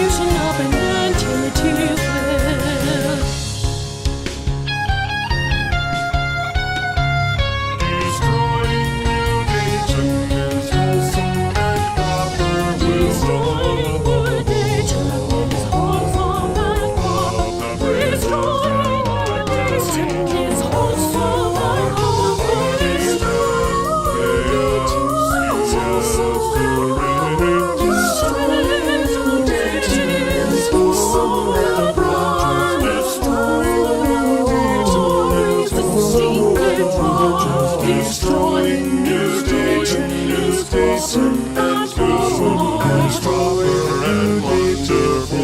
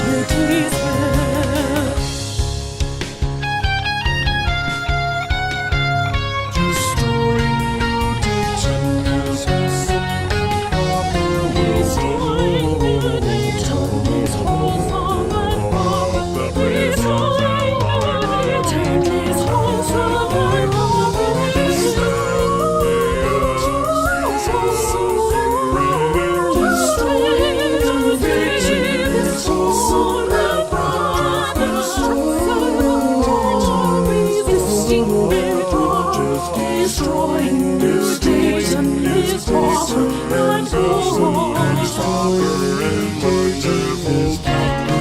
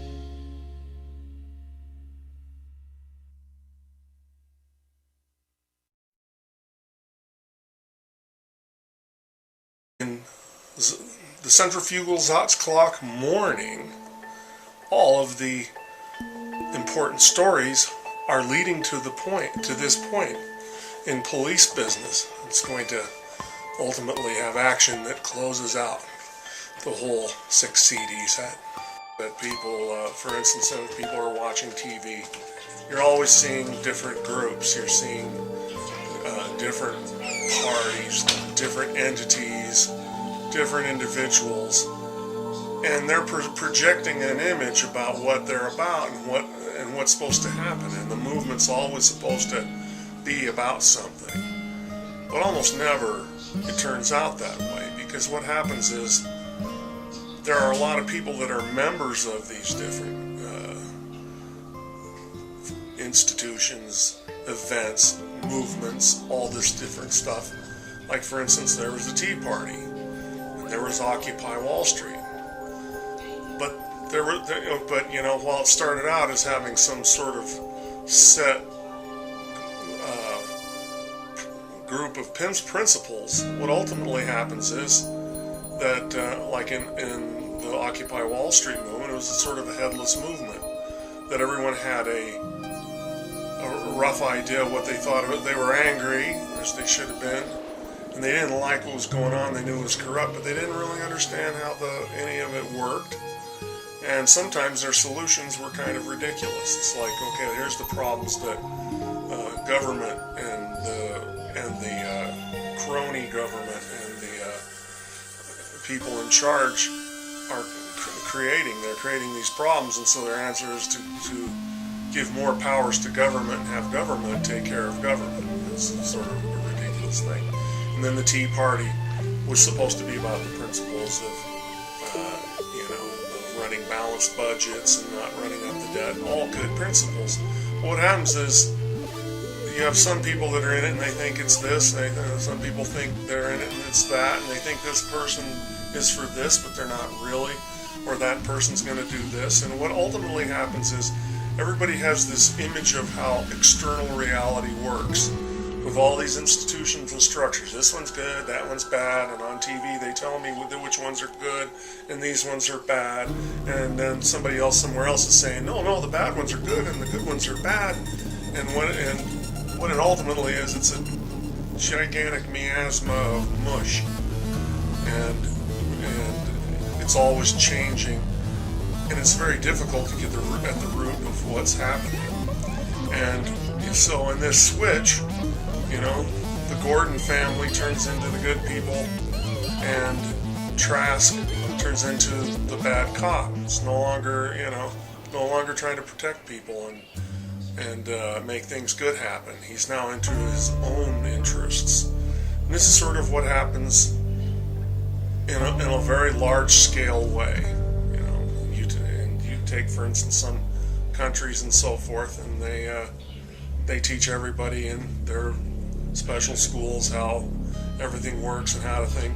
It's almost never, and people learn all this stuff, all this junk. It's almost never what they think it is. And so, roughly speaking, that's what police business is about. But I'm oversimplifying in a sense, but I can't make it too long. I have to stop somewhere. Well, the coronavirus is certainly going to lift, for many people, the veil that somehow the system is functional and capable of addressing the most immediate and urgent demands of the citizenry, whether that's the pandemic or climate change or the further consolidation of wealth and power in the hands of an oligarchic elite. I really strongly support this imperative of reaching out to people who don't think like us. Of course, it's about diversity in terms of color and ethnicity, religion, but also politically, that we have to talk to people whose politics may be very repugnant to us. Because these issues affect them and their families as much as they affect our families. It's got to build coalitions that incorporate people whose particular views we find difficult, if not even repugnant. And that's hard. I do think that if we are going to build a movement, we can't speak only to our own. That'll be the first thing. The second thing is that we can't get caught up in what's practical or what's going to work. If history is any guide, most resistance movements are either crushed or hijacked. Whether it's the Iranian Revolution or the French Revolution, I would argue the Cuban Revolution. I'm with Chomsky that Lenin and the Bolsheviks were counter-revolutionaries. They destroyed the anarchist Soviets, where the workers controlled their own factories, and rebuilt or built a form of state capitalism, centralizing power, and were ruthless about it. But nevertheless, we have to rise up because it's the right thing to do, and not worry about whether it's effective or practical, or the media is giving us good coverage. So there will be so many forces that will be hostile. So you don't have any friends out there at all, including those wolves in sheep's clothing who pretend to be your friends. The liberal class, as Noam Chomsky has pointed out, it acts as a kind of safety valve for a capitalist democracy, in that it is willing to ameliorate some of the more egregious actions by the ruling elite. But it also is allowed to have its position, and here I'm talking about quote-unquote liberals in the media, liberals in academia. It's allowed to have its position because it's used as an attack dog on the left. I've been a victim of it for many years. It's as soon as you question the values and motives of the ruling elite that you step outside that liberal framework. I think it's important to remember that the liberal class, which will speak in the rhetoric of justice and climate justice, is in fact your enemy.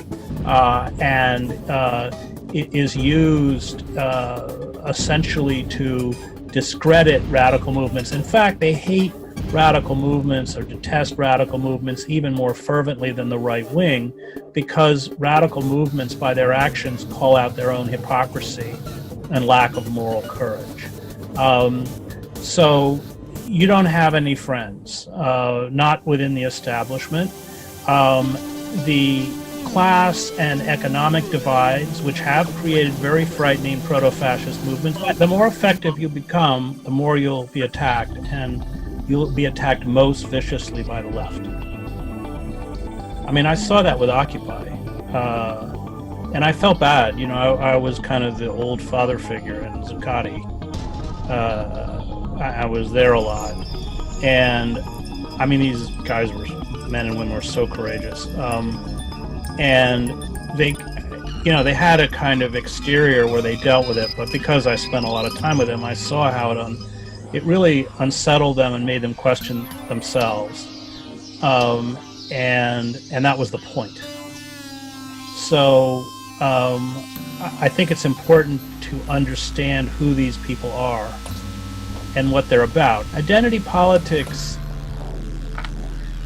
has been really hijacked by the ruling elites and by corporate power. I mean, what was Barack Obama? He was exactly what Cornel West called him, which was a black mascot for Wall Street. The whole notion that feminism is about a woman CEO or a woman president.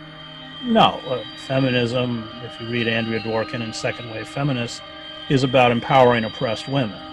And there are no shortage. I mean, colonial, I used to work in Africa, and you could find figures like Mobutu in the Congo who were black and were Congolese, but did the bidding of the Belgian and the French and the American colonizers. And so we do need people of diversity and color without question. But we can't, look at Buttigieg. I mean, this guy came from McKinsey, which is one of the dirtiest consulting companies in the country. And you can't support him simply because he's gay. I'm not comparing him to Rome, but I mean, the head of the brown shirts under Nazi Germany were gay. There has to be more than that. So that's an asset. I think, being a woman or being a person of color or, being from the GBLT community is unquestionably an asset, but it has to go beyond that. And I think that that kind of identity politics has been very divisive within the left and used quite astutely by the ruling elites to mask what they're doing. Because there are always people from any marginalized group who, in return for power and money, are willing to serve their interests. And in the end, it's about combating combating these structures of corporate power. It's about confronting structures, not individuals.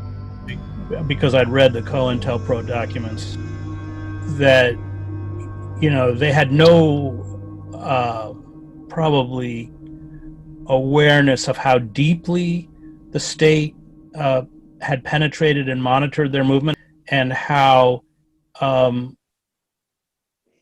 effective they had found identity politics to be in terms of being disruptive to the movement. So, a lot of these, when Malcolm X was assassinated in the ballroom, the Audubon ballroom, there were 9 FBI informants in the room. They were all black.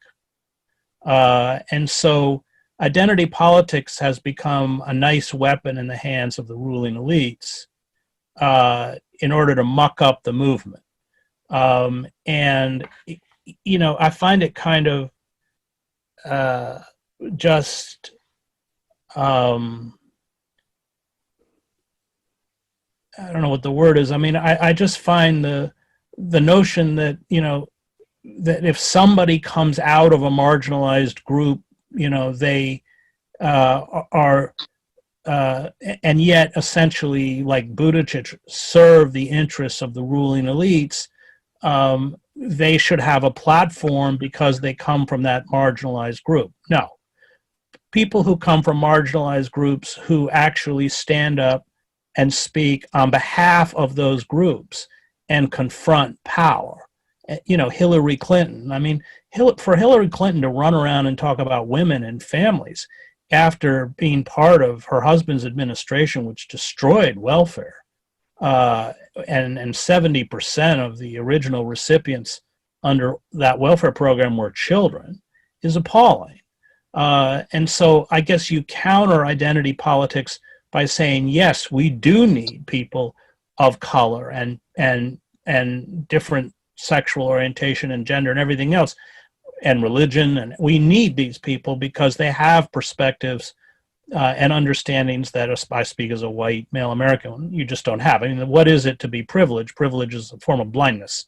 I learned that, having spent 20 years of my life in the developing world. And no matter how I speak Arabic, no matter how much time I spent in Gaza, and I spent a lot of time in Gaza, I would never fully understand what it meant to be a Palestinian in Gaza. I worked as hard as I could to understand, but there's always a gap. And the same way I teach in a prison, I'll never understand what it means to be a person of color locked in a cage, but I work as hard, but I respect that gap. I understand that as a white male in particular, there are just things that my own upbringing and my own privilege make it impossible for me to see. And so we desperately need people who come out of marginal communities for our own edification, and also because these voices have traditionally been marginalized or silenced. But to come out of that community alone is not enough. That's my point. There's a big difference between Condoleezza Wright and Jeremiah Wright. Jerry's a friend of mine. So that's the point. But the state will quite effectively use that. That's why transparency is our only weapon, because, they're sitting here listening to this. It's a waste of their time, but they're doing it. And we can't win at their game. Number one, violence. Number two, attempting secrecy. I was pretty tied to the Oakland Occupy movement, which got completely hijacked, largely by the Black Bloc, half of whom I'm convinced are cops. There are very dark forces out there that do not want us to succeed, and we have to be very astute about how they operate and what the mechanisms are at our disposal to hold them at bay. And one of them is identity politics. They'll use it. They found out in Zuccotti that, one person could have a block, and And, oftentimes we knew who the cops were. They looked like cops. And the other thing is they kept wandering around Zuccotti asking who the leaders were. That was kind of a tip-off.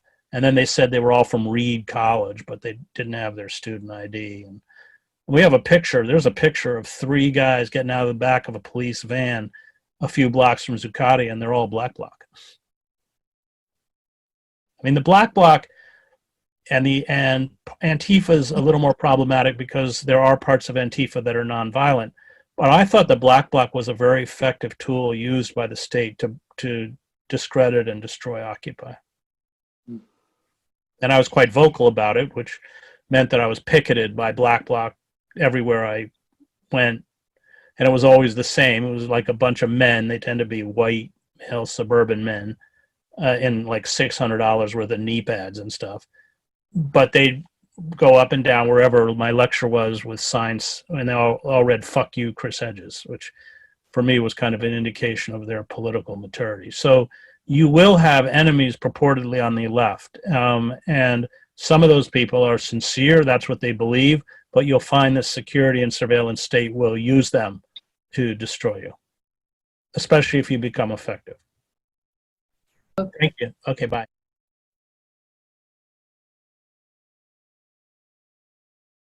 I didn't try to rob nobody. Get out of the car. Well, I can't even move. Hold on! Don't do that to me. Stand up. You're out of the car, aren't you? I'm not trying. Stand up. Stand up. Stand up. I didn't try to rob him or nothing. Fuck up. I'm serious. I didn't. Stand up! All right, I do want to talk more about this. And certainly we've seen, just in the last year, incident after incident of police using violent force on non-violent offenders.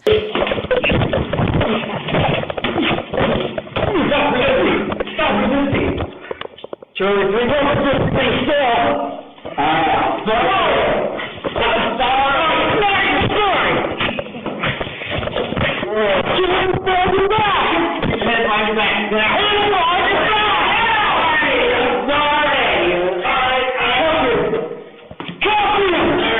We've also seen them use extreme force, pepper spray, for example, directly in people's eyes, on protesters in California who were sitting down in a line. I'm sorry. Fuck! You kidding me?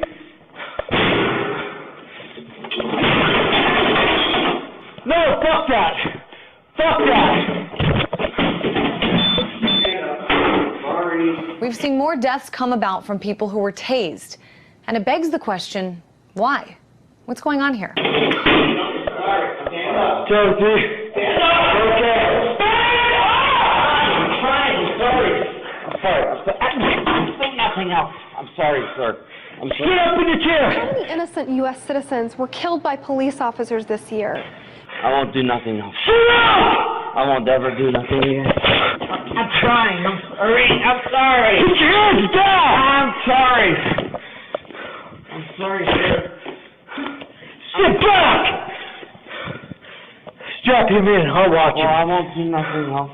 Shockingly, there are no hard numbers on the subject. Sit back! Sit back! Stop resisting. Do you understand me? Stop fucking doing it! But here's what we do know. At times, cops are authorized to beat, maim, and in some cases kill law-abiding citizens. Go ahead. Strap his ass in. I got him. Does the law protect U.S. citizens from the savage cruelty of cops? Why? 'Cause you're a dumbass!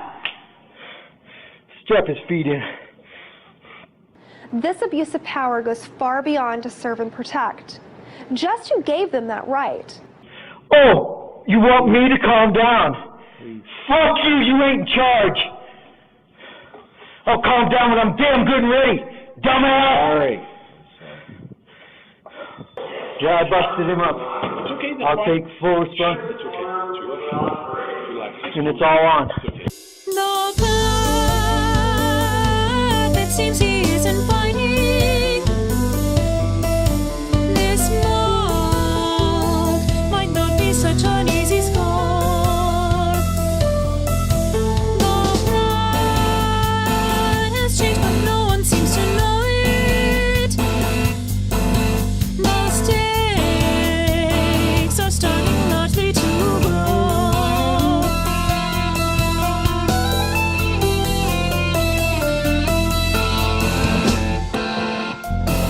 Let's move along, this is police business.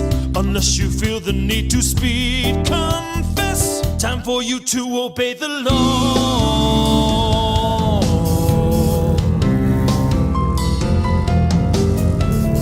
No. Let's move along, this is police business. Unless you feel the need to speed, confess. I'm asking you to kindly move along.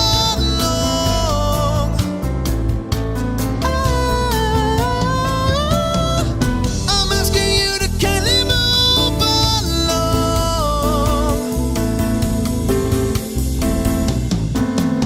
She has to double back.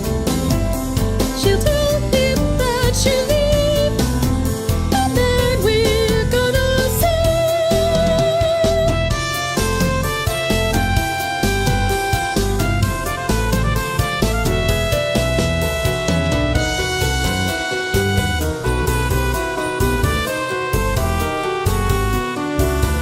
The path it seems he isn't finding. This mark might not be such an easy score. The plan is reached, but no one seems to know it. Mistakes are starting largely to grow.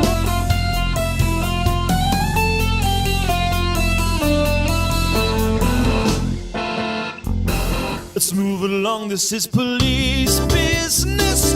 Unless you feel the need to speed, confess. Time for you to obey the law.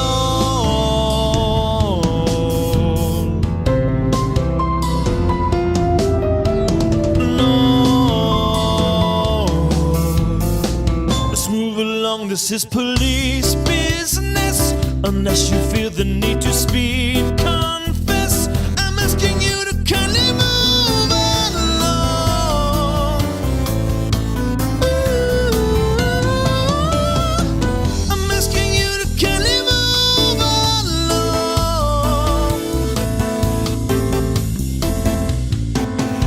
She has to double back. She'll tell him that she'll leave, and then we're gonna see if she can make things right. He keeps his mouth tied in a plastic bag down around his ankle.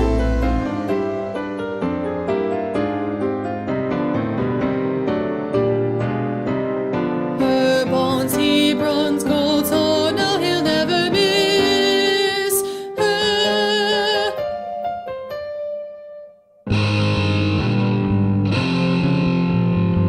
We have to ask just what his mother saw.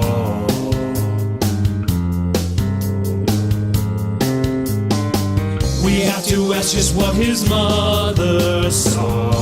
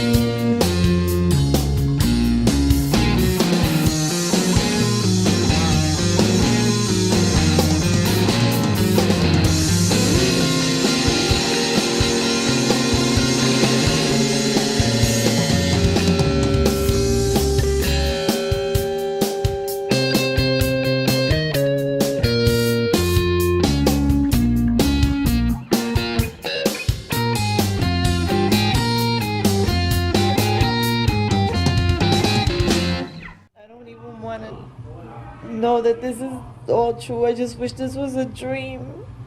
They're just gonna take my son's life just like that. 22 years old. Never got himself into trouble. All he cared about was making sure that his friends were okay. If he went anywhere, he wanted to make sure if they needed a ride, they will get a ride home. And this is how they're gonna act. Like he's some kind of criminal. He's not a criminal. He's not a criminal. And I just want justice for my son. But maybe more people will look at our federal government in a different way. I don't know how they are. All I know is I don't want to be like they are. I don't want to just put a big old wad of money in my pocket and turn my head and say that it's going to be okay, because it's hurting somebody somewhere.